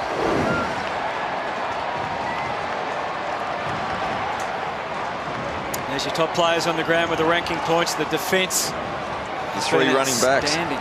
Shaw, Williams and Wilson, but just conceded 2 quick goals. And Rory Lobb's just dropped behind the ball, boys. He's going to try and stem the momentum back the other way. Cornelio pounces. Now, did he throw that? Probably just slipped, but it did have the appearance of a throw. Rose copping the same sort of treatment. Whitfield goes one way, Ward the other. Ward took the Sharon with him. Rose jumps on top. Heaney, they get it to the outside. Not the cleanest of hands. It was tough for Marsh. He went in after it again. Cornelio braced himself. He knew the tackle was coming, and it did come, and now Ray's on the job. In the game, the plot, you just feel it's just changed a bit here. There's Lobb just lobbed right in the back line. Yeah, back in there, in the hole. And you see Heaney getting some hands on the ball. It was a brilliant release. So was that hand. So was that tap. Ward caught one. Johnson kicks. Kelly's reading of the ball was outstanding through the air, and he gave to Whitfield, who got to the right place. They're outnumbered here, the Giants. Swans defence need to work together. Grundy, Rampy. He's got to come up the middle. That's where the numbers are. Hanbury was one of them. Back to Rampy, who kept on coming. He's been their #1 rebounder all year. Has to regress and go back to Grundy to try and get a path out. That was a great pick-up from Rampy coming out, but it was blocked. And again, great defensive work behind the ball from the Giants. It's better play from the Swans, though, maintaining some possession, finding some holes, trying to shift the zone of the Giants. It's cleaner, isn't it, for the the Swans? It's much better. Kennedy getting involved is such a pivotal key to the Sydney machine. Hanbury recovers from the fumble. And why not go down to Buddy? Almost didn't get through to him. Parker was there. He scooped it up, the big man, and skims it just across. Well, Rose was there for really what needed to be a strike. The cross was beautiful. The strike didn't quite connect. Just got a sniff now, the Swans. Just edge that goal closer before three-quarter time, and it'll be very much game on. Shaw for Patton. Too strong. That's a juggle. Okay, so that's the ruling for the man in the best position to see it. Yeah, I think it was a second grab. Didn't take it clean. Right down in front of the Giants members, who let the umpire know their thoughts on the matters. 27 points as it stands. Swans have kicked the last two. Giants still look dangerous when they get the ball. Hanbury gave it straight back to them. Whitfield to Ward, they had the extra. Haynes a fumble. Mitchell pounces this time. Rose and the cut and thrust of it all to Heaney. The handball. Mills, drifting kick. That's all about the bounce now. Which way it goes? Buddy's way. Didn't need any help. Out of my way. I'm Buddy Franklin. Touch. He's celebrating a goal. It might be reviewed. Touch straight away. Touched off the boot from behind. Can we check this as a goal? Score review. Umpire's call is touched off the boot. Can we confirm that it was in fact touched? Looks like Gary Rowan's pretty confident it was touched. He's calling for the zone to be in place. Have a look here. Oh no, that's not touched, is it? He's claimed it. Did he claim it? Really? Yeah, no, I don't think that's touched. Yeah, that looks clear, doesn't it, on that one? Just you do need conclusive evidence that it wasn't touched. Well, that's not touched. Scores a goal. All clear. And must say, good review from the goal umpire. Yep. She's called herself. She thought she saw the touch, but she wanted to have a check. So well done. But more importantly for the Sydney Swans, that's 3 in a row. Yep. And well and truly back in it. 21 points is the margin. And that is a very well adjudicated by the goal umpire. Well done. And the exciting thing for Swans is that Buddy looks like he's got a bit of a sniff the last couple of minutes. Kennedy started to come to the party. In fact, he has been the party the last 10 minutes. They need Buddy to fire. That's exciting when you see Big Bud up and going. So the last 10 minutes, inside 50s, 4-2 in favour of the Swans. Importantly, it's 19 points to 7. Yeah, Buddy's back. And so are the Swans. 21 points the margin. There's an edge now to this game again. Free kick, though, goes GWS's way to Dylan Shield. Runs into a bit of oncoming traffic, but got himself clear enough. Tough one to mark. Patton got worked under it. You heard the call of the umpire. Lloyd overran it, but that was okay because he had Mills there as backup. Hopper, just the hands free. Once again, young Mills in his first season, he just throws himself at every single ball in the air. And he's playing on people a lot taller than him a lot of the time. Sinclair with the delicate touch, but Steve Johnson read it superbly. Cornelio, great stuff, in tight. Cameron, the extra number is Sydney's, and it's Jones as the free man. And his kick is touch and go. Oh, that's a great pass. Perfect kick. Well, this is a big call. Hello. This is a big call. Oh, what was he thinking? The Swans fans ask, and still they may ask, because the ball is dealt out to Cameron. Didn't get the connection. Johnson didn't take possession. Reed puts the big wrap around on Laidler, and They've really missed an opportunity there to get it forward, the Swans. Well, Mills actually made up for his mistake and he's hurt himself. Came in and got a smother, and I reckon he's got a kick in the shin or the knee. He's very sore, but it was on the smother, so it should be an impact injury rather than a twist of the knee. But here he comes in for the smother on Cameron. No, it might be, he's got a kick. He was pretty keen to make amends, though, wasn't he? Ward. Sinclair tried to heave it out of there. It's a densely populated area. Kennedy thrives in those conditions. Rowan had to go and he knew it. Pat full. Tough to handle, but well handled by the Swans. Grundy got it back to Franklin, who's eyeing something off in the middle, and then he just kicks as long as he can. Rowan, Hanbury at the back, if it gets through, that could be in trouble. Rowan tries to go. Patfull wears him as tight as he could. Rowan into the clear. High ball. McVeigh not really a flyer normally. Took the contact, hit the ground. Ward, Buntine down there. Haynes, there's Ward to take it on the left. Buddy from 50. Who else? Buddy. It is the wrong side again. Just got closed down, didn't have enough time to get the normal run up. Pain continues for Callum Mills. The issue there was is it just a corky, or is it a bone bruise, or is there a tiny little crack there? Gee, that goes through. The Gary Rowan one finds its way. The game well and truly alive. Whitfield. Push out, got away with it. Someone's got a shove there. Mummy's very relieved. So just over a minute remaining. They're led by 12 at half-time. It's out to 20. It looked over at one stage. But the Swans with the last 3 goals could easily have been 4. Stevie Johnson's played a good game, and in this quarter as well, 18 touches. 11 of those are contested, and that was a real focus for the Giants going into this game. Get back on top in the contested possession stat. Mumford to Kennedy. This bloke is lifting big time. It's changed significantly around the contest and in the forward line as well, but not so much that Heath Shaw is not still a real presence. And once he gets it, they just charge forward. And who better than Wilson, but this time he fumbles. And McGlynn all over him, diving, bodies going everywhere. Mitchell comes in, a calming presence. Handball back to Jack, a hard man to stop at the best of times. Mitchell with a low ball. Rowan comes out to meet it front on. Buntine asks a lot now. Over the top, Rowan wants a free as it's under there.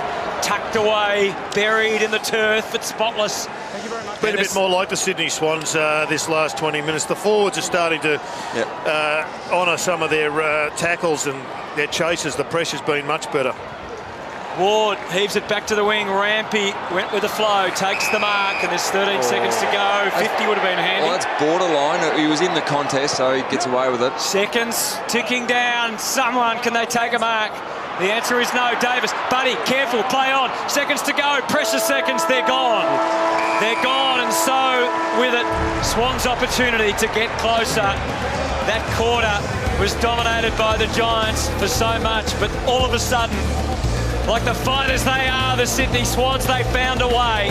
They kicked 3 goals, and the Giants can't breathe easy yet. A big last quarter coming your way next. It's the GWS Giants in their 100th game, leading Sydney by 20 points.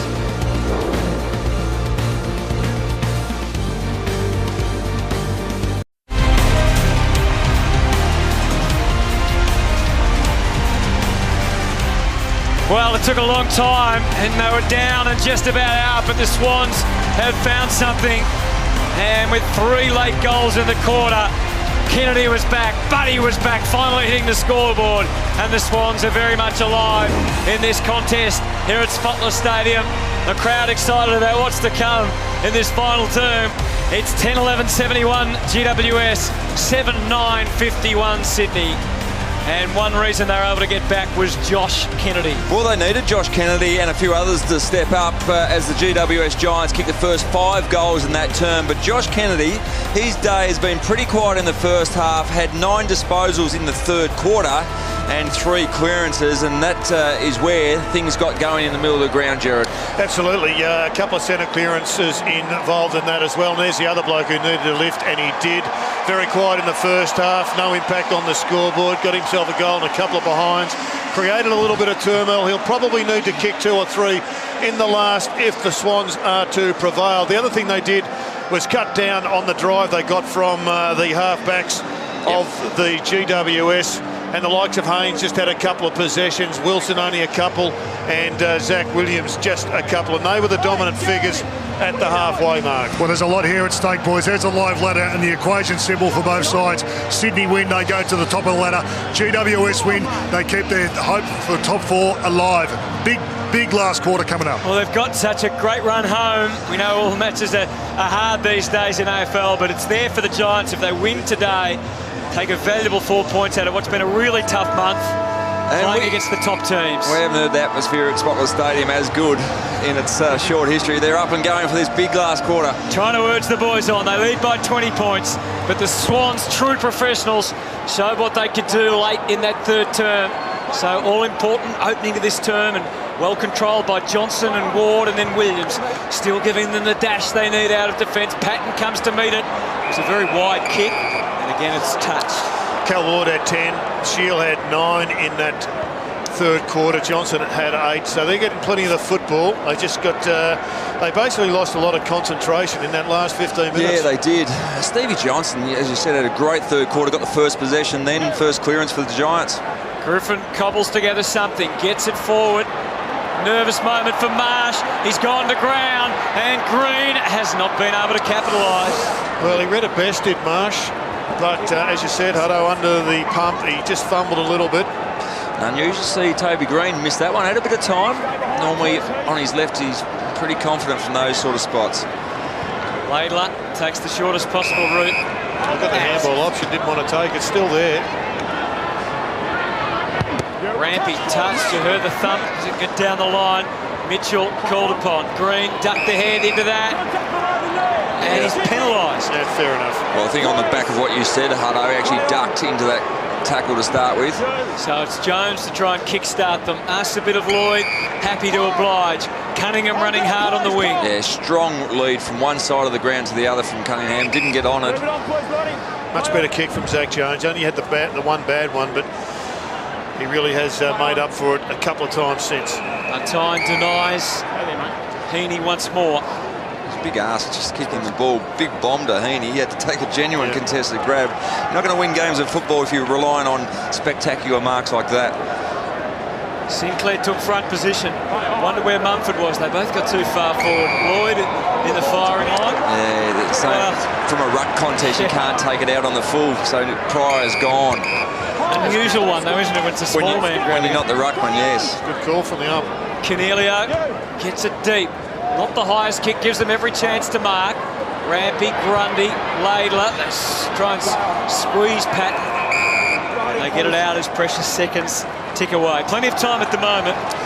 Yeah, this suits the Giants though. If the Swans take the ball over the line and kill the footy, it's just wasting time. They've got to get it the other end. Mumford in the tangle with Sinclair. Stevie Johnson put the head down, tried to get his way out of the interesting handball. Haynes, he's the next descendant. High up into the night sky. Rampy gave it everything. Lloyd with a steadying influence. Grundy back under the right boot. That's a great kick. Almost. Yes, it is a great kick. Couldn't call that deliberate despite the protest. Courtesy of Gary Rowan with a hammy. And tip it off the ground. Look at Tippett's where he's got the, maybe it's a magnet or bandage there. That is, looks like the top of the tibia rather than the knee. And Mills still to return. So they are odds against, from a manpower point of view, the Swans.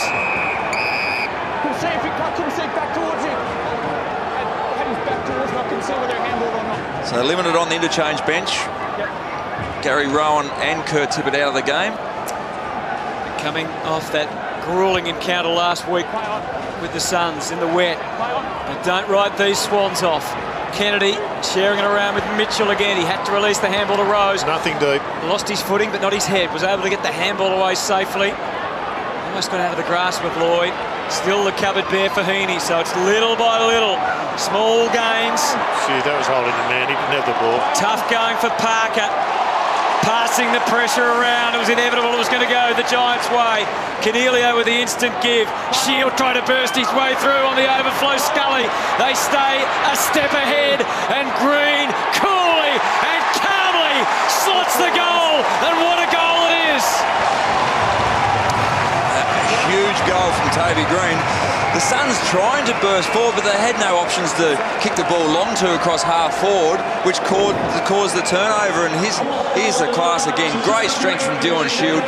Still, Tom Scully continues to run. That is a fantastic finish on the run. Toby Green missed his last opportunity on the left foot. Doesn't miss on this occasion.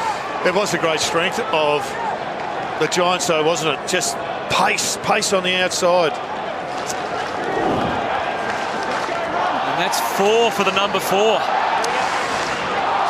There's a big turnover tackle. Didn't look to me as if Heaney had the ball at the time of the tackle, but gee, the way that the Giants just swooped on it was really impressive. It made the start they were after in this last quarter. So the equation gets ever tougher for the Sydney Swans. Mills is back on the ground, which is good news. It's been costly, though, depending on what happens to Kurt Tippett. Straight here. It's either some sort of little bone issue, not a massive one you wouldn't think, or a calf muscle issue. Hopper muscled his way out. Reed. Lloyd knew what was coming. Mills back into the firing line. No one can get out of it. That, like Kieran Jack, twists and turns. He committed himself, maybe overcommitted, sure, but he was back to pounce on McVeigh. The handball gets ticked off. Mitchell gives. Sinclair's going to dig deep. Instead, he lost the ball, came out in the tackle. Not holding the ball, the umpire determines. And then Griffin wears the next. The other story, Baz, is Gary Rowan with a hammy, which suggests 3 weeks. And he's had some history with hamstrings as well, Gary Rowan, so that's bad news for him. He's been in good form too. Shocking luck, isn't it, for him? Shocking. McVeigh to Franklin, if anyone can. It's Buddy. Well, just gutting it out here. The Sydney Swans getting it forward, just bulldozing it forward. Body on the line, working it way into dangerous situations, and then a good clearance gave Buddy a bit of space for one of the few times this evening. Yeah, and his second goal for the day, Buddy Franklin. 2 goals, 2 he's kicked, and again out in space, and with his fellow forward partners out of the game in Tippett and Gary Rowan, a lot is going to come onto the shoulders of Buddy Franklin in this last term.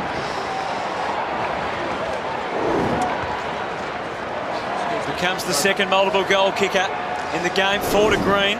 Here's Gary Rowan with his hamstring in this tackle. He's gone down and comes out of that very slow, so that's where he's hurt his hamstring. But he has 2. Sinclair. Shield got the best of it in the middle, and they're away again. Johnson takes Shield out to the wing. That's the path to Green, who's hot at the moment with 4. Takes it and will turn, look into the 50. Reed darting around. He's got lob long. He's got Patton as well. Geez, you just go to the top of the square with a big lob, surely. Well, he does lob in that direction. And now Scully to Reed. Oh, it was a touch! Been 4 years in the making, that one! What a great story from Sam Reed. He's had a couple of goes for much easier shots than that, but finally he's delivered what could well be the killer blow. That's right, Western Bulldogs then onto the list at GWS, then into the NEFL as the development coach, and gets his chance this year on the rookie list, and he would be loving this. This is a really good finish. Once again, Tom Scully still running on top of the ground. That's a great finish, dragged around his body beautifully.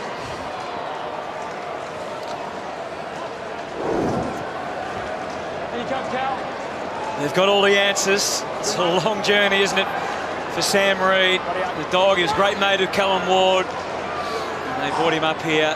Didn't really work out for him too well, but obviously incredible resilience. And now back in the big time and kicking a really big time goal. Got the answers for the moment, the Giants. And there is Callum Ward. Hopper. My ball. Really found a place in this team, made the most impressive of debuts. Continues his journey. Going on off the ball. Ray will sort it out.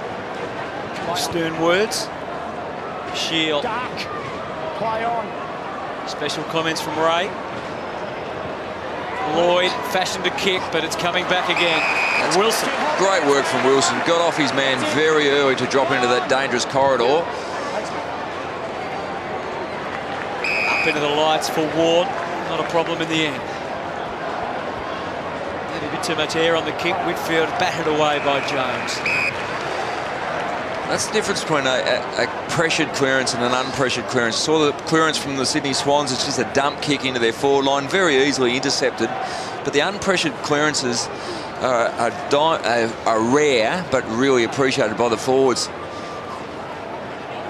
Kennedy. Lloyd. Play on 15.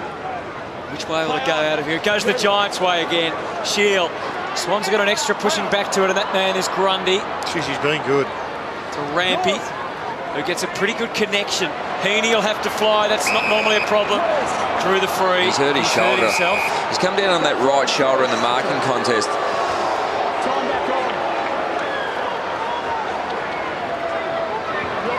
Still in some pain as he kicks short to Rose. Can he afford to lose another of their stars? His speed over 5 metres, Wilson.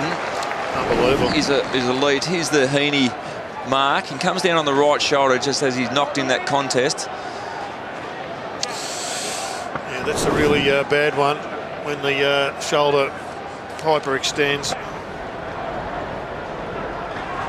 Hopper. Hanbury. Franklin v2. Kennedy. Still got Buddy there. Hanbury finds him. Buddy, he was about to launch. Didn't get any time to compose. Just about that favourite range as well. 53 metres out. Just the sparsely populated bench for the Sydney Swans. Isaac Heaney just had a chat to the doctor. He nodded his head okay, so I expect him back on soon.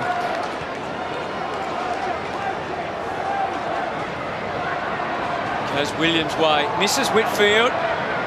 Cunningham, full-bodied effort, gets it out to Mitchell. They're trying their hardest to find a way to goal. It's not easy. Jones fashioned something of a kick. McGlynn had no time at all and couldn't quite sum it up. It's locked away in the pocket. Time ticks away. 27 points. 5 goals they need unanswered. Need to manufacture something here. You feel the Swans need the next goal. Fell short for Lobb. He got no real competition. Shield gains 35 to 40. What's the umpire going to say on that? Throw it in. Sorry, just man. Okay. We've seen ones like that be pinged this year at times. Yep. Yeah, definitely. I think that's back to a reasonable level. I don't think that was deliberate.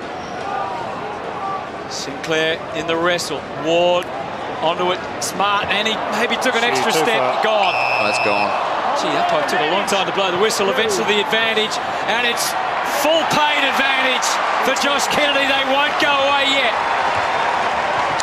Well, it's been a hell of a belting for the Sydney Swans as far as injury is concerned, but they have still hung in there doggedly. They're getting well beaten on the scoreboard as well, but they just, as you said, Hutto, hanging in. Great tackle pressure. Kennedy came up with the ball, delivered a killer blow, and there it was. Magnificent tackle from the Swans skipper, and it whipped out to Kennedy, and he continued his excellent second half with a goal when it really was needed. Needed about 3 more as well. Huge second half for Josh Kennedy. Only 6 possessions in the first half, 9 in the third term, and continues on his way now.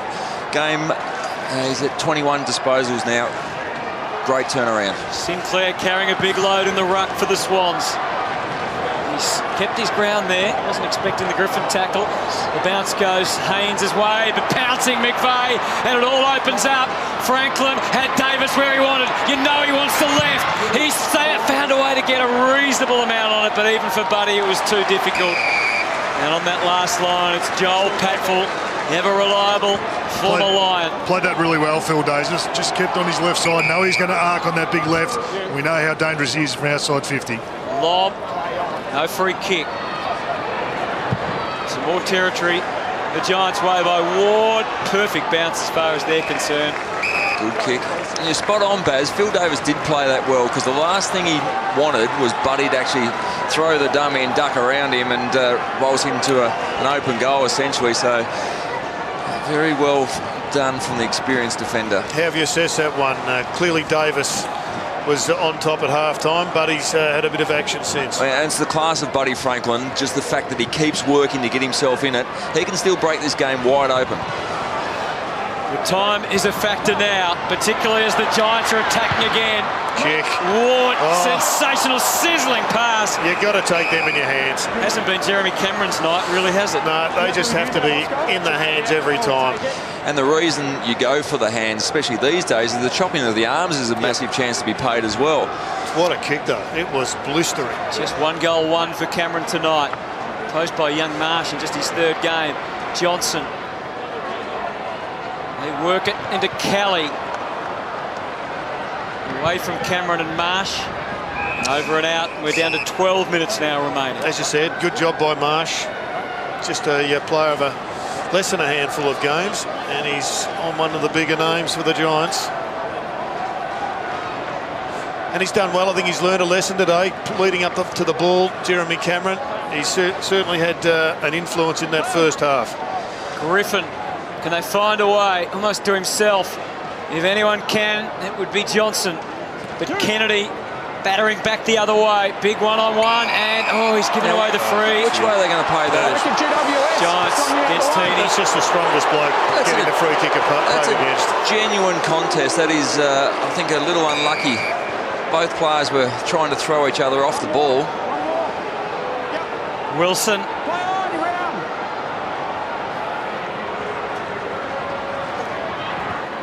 Didn't want to be pressed to kick it forward if he didn't have to there. Patfull just trying to draw the Swans a little out and find poking holes through the zone. And there's one opening up. Williams prepared to have a bounce. He thought he had them covered. Good chase. Jack is never out of it. Wasn't it a brilliant chase? Brought him down. And that's why Sydney have still got themselves back in with a chance in this game, because of chasing like that. I was going to say, Lynchy, that's what the Swans value so much, just those little things. Turn the ball over, goes back the other way. Yeah, spot on, Baz. Heaney gets one across the chops and says, well, why not? Leon Cameron getting frustrated. Jared McVeigh certainly lifted in the second half as well. So we've almost reached the halfway point of the last quarter. Swans haven't made any ground in this last term. Parker taken out of it. Williams. Umpire letting a lot go for the moment. Sydney crowd impatient. Giants fans holding their breath right now. They're so close. Sinclair with the guide. Kennedy just about unstoppable at the moment. Lloyd, Buntine well placed. Continue to stand up, down back. Scully sure off the ground at the moment, so without perhaps the most important component of the defensive unit for the time being, but not for long. As Scully kicks back to the wing, it's going to creep over Ward's head, but he didn't let it. Kelly, McVeigh had more time than you would have expected. Mills had to give it back to him. He was off balance, but it didn't matter. Nick Smith, here's the entry. He's thrown it wide. Davis took prime position. Davis didn't take the mark, and that can spell trouble. Franklin was winding up for one, but Shield was there to save the day. That has been a good contest, though, too. Phil Davis just held Buddy under the ball, maintained his feet, but Bud was good enough to get a second effort. Mumford handed it Scully's way. It's not clear yet. Patfull to Reid, and then Grundy arrives. He's had a terrific game, Heath Grundy. We've sung his praises all evening. He hasn't done too much wrong, and he's done a hell of a lot right. It looks likely Ted Richards will be back into that side next week, hopefully, so that'll bolster their defence as well. Mumford, Sinclair slaps it down. McVeigh has a little bit of time to peer into the 50. He wouldn't have liked the connection. There's a bit of a chop of the arms. Frustrating for the Swans. They can't quite get it all together inside the arc at the moment. And frustrating for Luke Parker as well. Hasn't had a big night? Could have been an intercept, but he went to ground, Jones. And now they're away. Challenging kick for Kelly. Cunningham in pursuit. Kelly's all class. Just too much on the kick. Mills a fumble. Green might kick his fifth. He's been a good player, Toby Green.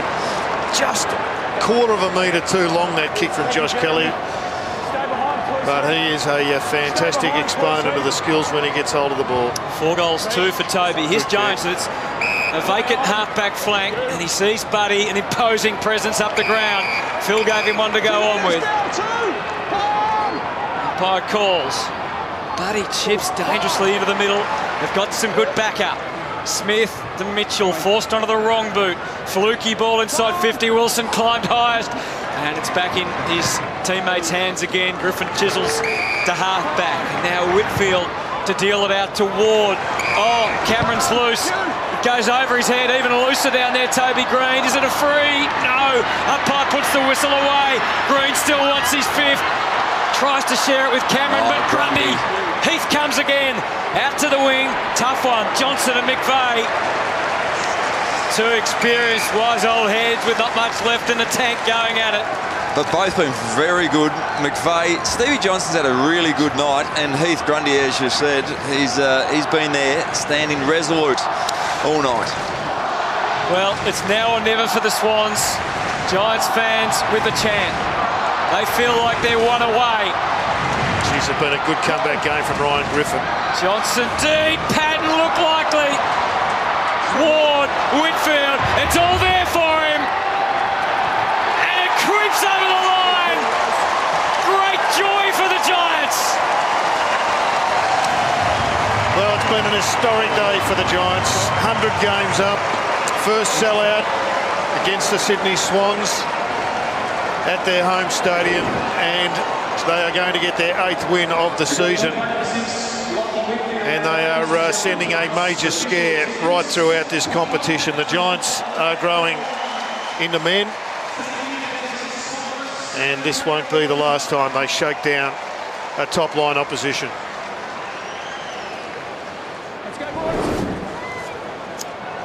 All-time best crowd. Didn't quite get the full capacity, but 21,541. Here we go. A great day for the Giants, that's for sure. Plenty of Swans fans here. The Giants this year certainly announcing themselves as genuine contenders as soon as this year. Rampy. Interesting to see how the Swans are able to butter up here now. Could have been the knockout blow, unless they can respond instantly.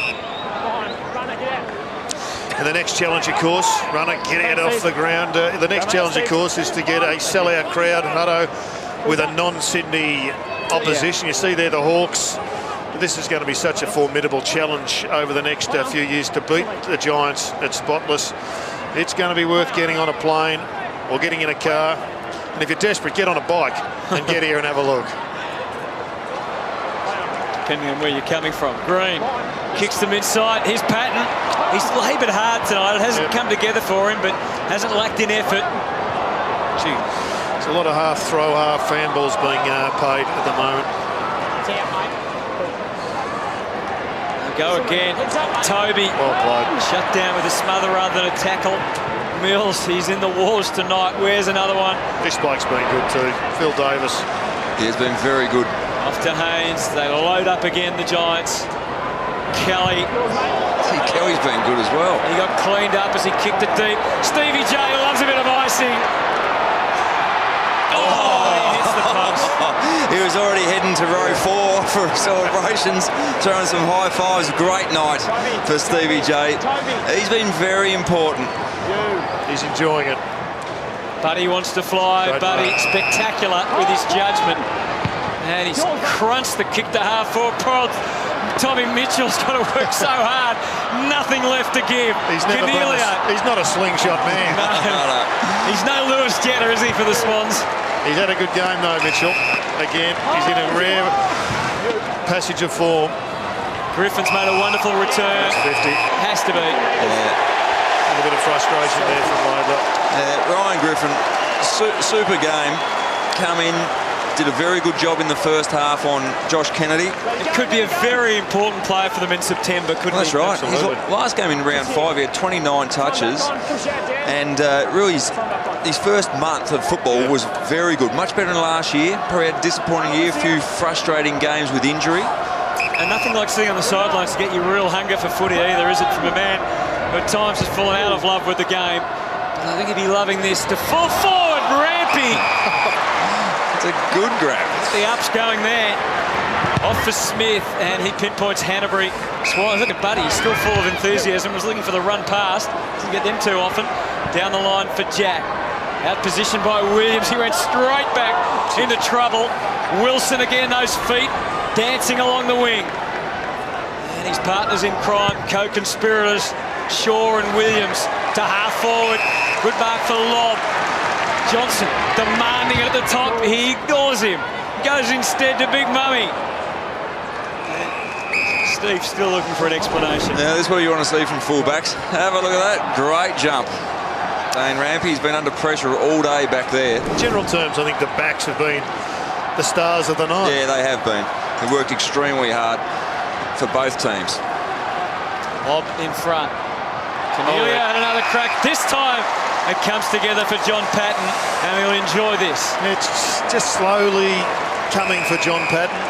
It's pretty tough getting a kick down there. It's crowded with a lot of talent, but he's got his role and he read it well. And Heath Grundy, arguably the Swans' best player, comes off the ground with a bit of blood down the cheek. It is important for Jonathan Patton, as you said, getting some continuity in his games and training, but still absolutely cementing spot in the team with Lobb marking the ball well. Jeremy Cameron's always going to be in there. So here we go for his second of the night. One of his best games of the season for John Patton. Big smiles everywhere.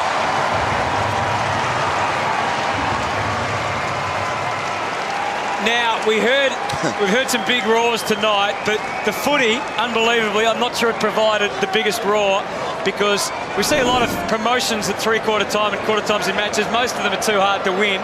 This was for $100,000 in the tyres, if you don't mind. Aeroplanes galore, why wouldn't you? Hugs.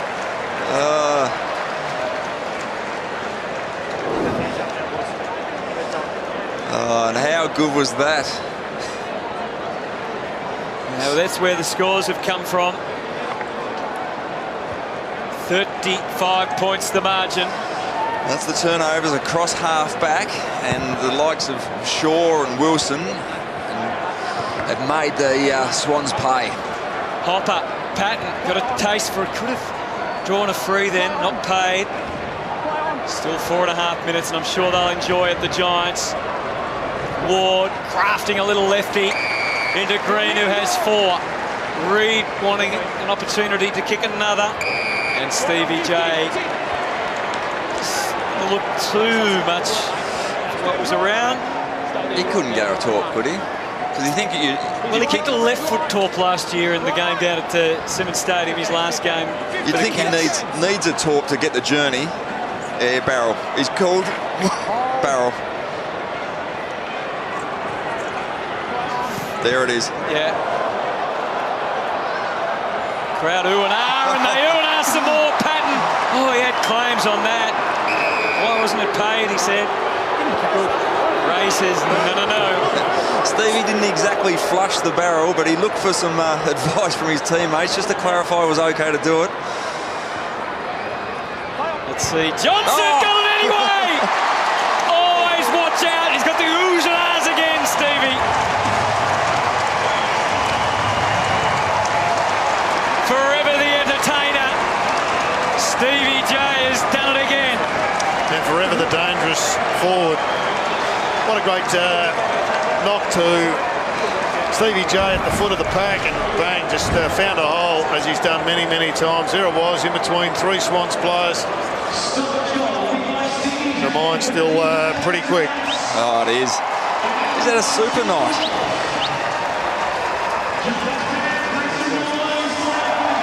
.26 disposals, 2 goals, 3.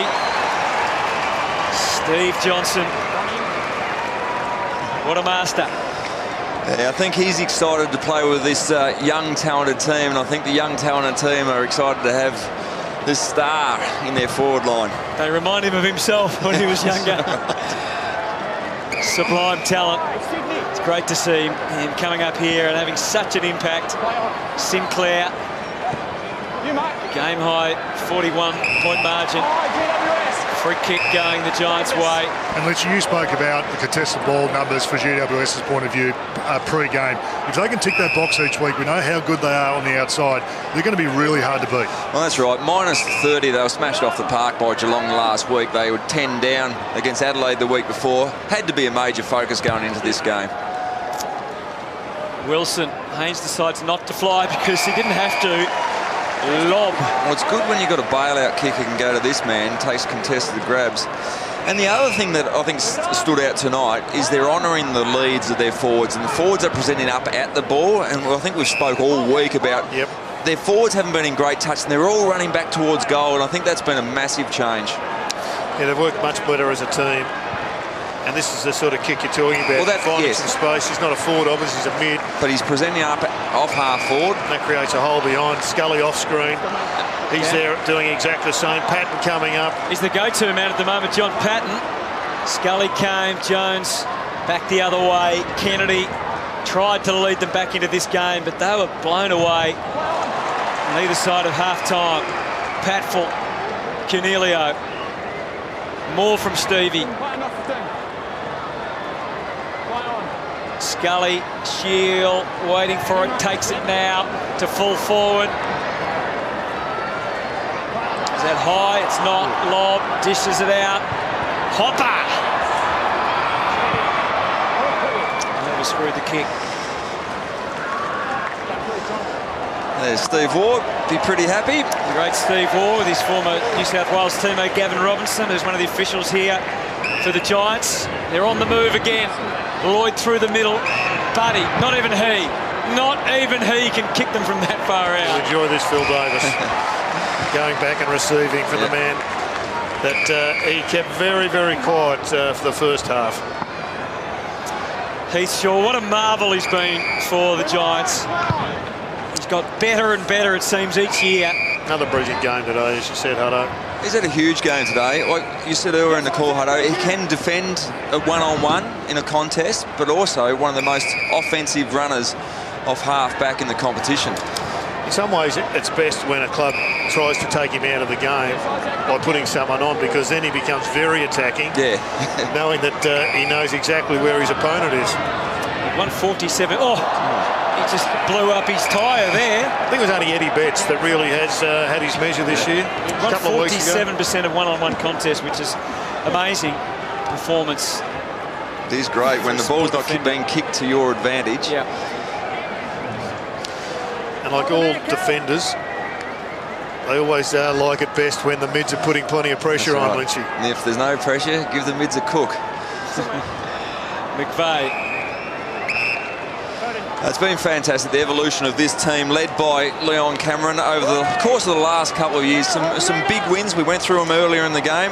This is their next month. Essendon, Carlton, they got the bye, then Collingwood. They could be in really good nick in a month's time. Shield back to the middle. Mills had a tough night. He's a resilient young man. We're down to the last 35 seconds. Cunningham, they were coming for McVeigh, but as always, strong, stands his ground, and will go back and have a shot as a result. Yep, he had a quiet first half, but he was one of half a dozen that really did find something for the Swans in the second half. And he's weary. No one down there. He was absolutely exhausted, just outside the range, had to swing around. Lob. Back to Patton. That was a good kick under pressure too. Off one step, 50 metres. So the seconds count down on this milestone for the Giants. The 100 up, and they can raise their bat with pride tonight, the Giants. They have beaten the Swans, they have smashed the Swans, and they are right in the race in season 2016. A 42-point win, if you don't mind. an enormous win. As you said, in game 100 for the club, they've given Big Brother from down the road a decent old clip. And they're very much in contention. We saw at this stage last year they were in contention for a finals berth, but a few injuries took some of their class players out of their list and they fell over towards the latter part of the season, but their depth is much improved. There's some young stars starting to get to the age of 23, a lot of experience. That's the major story for the Sydney Swans is Kurt Tippett. Appears he's got a leg injury that's below the knee, maybe a small crack in the tibia, but hopefully it's nothing too severe. Could be a costly night for the Swans, but the Giants for the second time beating their crosstown rivals. And who knows, they might meet each other in the finals, and that will be some night to behold from what we've seen this evening here at Spotless Stadium. Yeah, it's a big night for the Code in general here in Sydney. A lot of positive press, tiny little bit of negative press, but a lot of positive press about the lead up to this game, and the Giants have not let them down. Let's go down to Barry Hall. Yeah, thanks, boys. Well, you've had a tough couple of weeks, but no bigger scalp than Sydney. Did you play well tonight? Yeah, obviously the last couple of weeks have been a little bit off, and we knew that, and obviously playing Sydney anywhere is going to be a tough game. And the boys before the game, I knew they were really switched on. That steely look in their eyes, and it's great to see going out to battle with 21 other guys ready to launch. One of the hardest jobs in football is to stop Buddy Franklin, but Phil Davis just keeps doing the job. No, he's going really well, Phil. He's always complaining that we're not helping him enough, but I tell you what, for a guy that's really just dedicated to his footy and dedicated to winning, it's great to see him going so well. It must be good to see these young players who have been here from the start, and there were some dry periods early days, see the joy in their faces now and reaping some of the rewards. Yeah, definitely. First 3 years it was a bit of a slog, and I think they had 3 wins in 3 years, so to get the rewards now, and the group is so tight-knit and we know where we want to go, and it's great to see. And they're very, very passionate, and they're very, very tough, these young boys, and it's great to play with them. Well, the crowd's certainly getting behind it. The biggest crowd you've had here. It's fantastic support. Mate, it was a huge crowd and it was great, and the roar when that guy put it in for 100 grand was massive too, so I saw that three-quarter time, but it was great, and it's great to see everyone out here, and hopefully we keep winning, they keep coming back, so it's great. Tell us about Stevie J. There was a few eyebrows raised when he came up here, and we thought maybe he should have retired, but geez, he's playing some good football, and it looks like a bloke you'd just love to play footy with.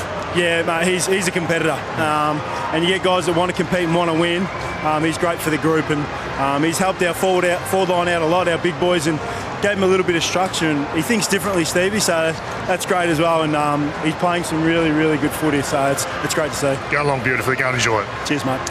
As honest as ever is Heath Shaw, and what a superstar he is of the competition. As proud as punts, the Giants have won by 42 points. What a day for them.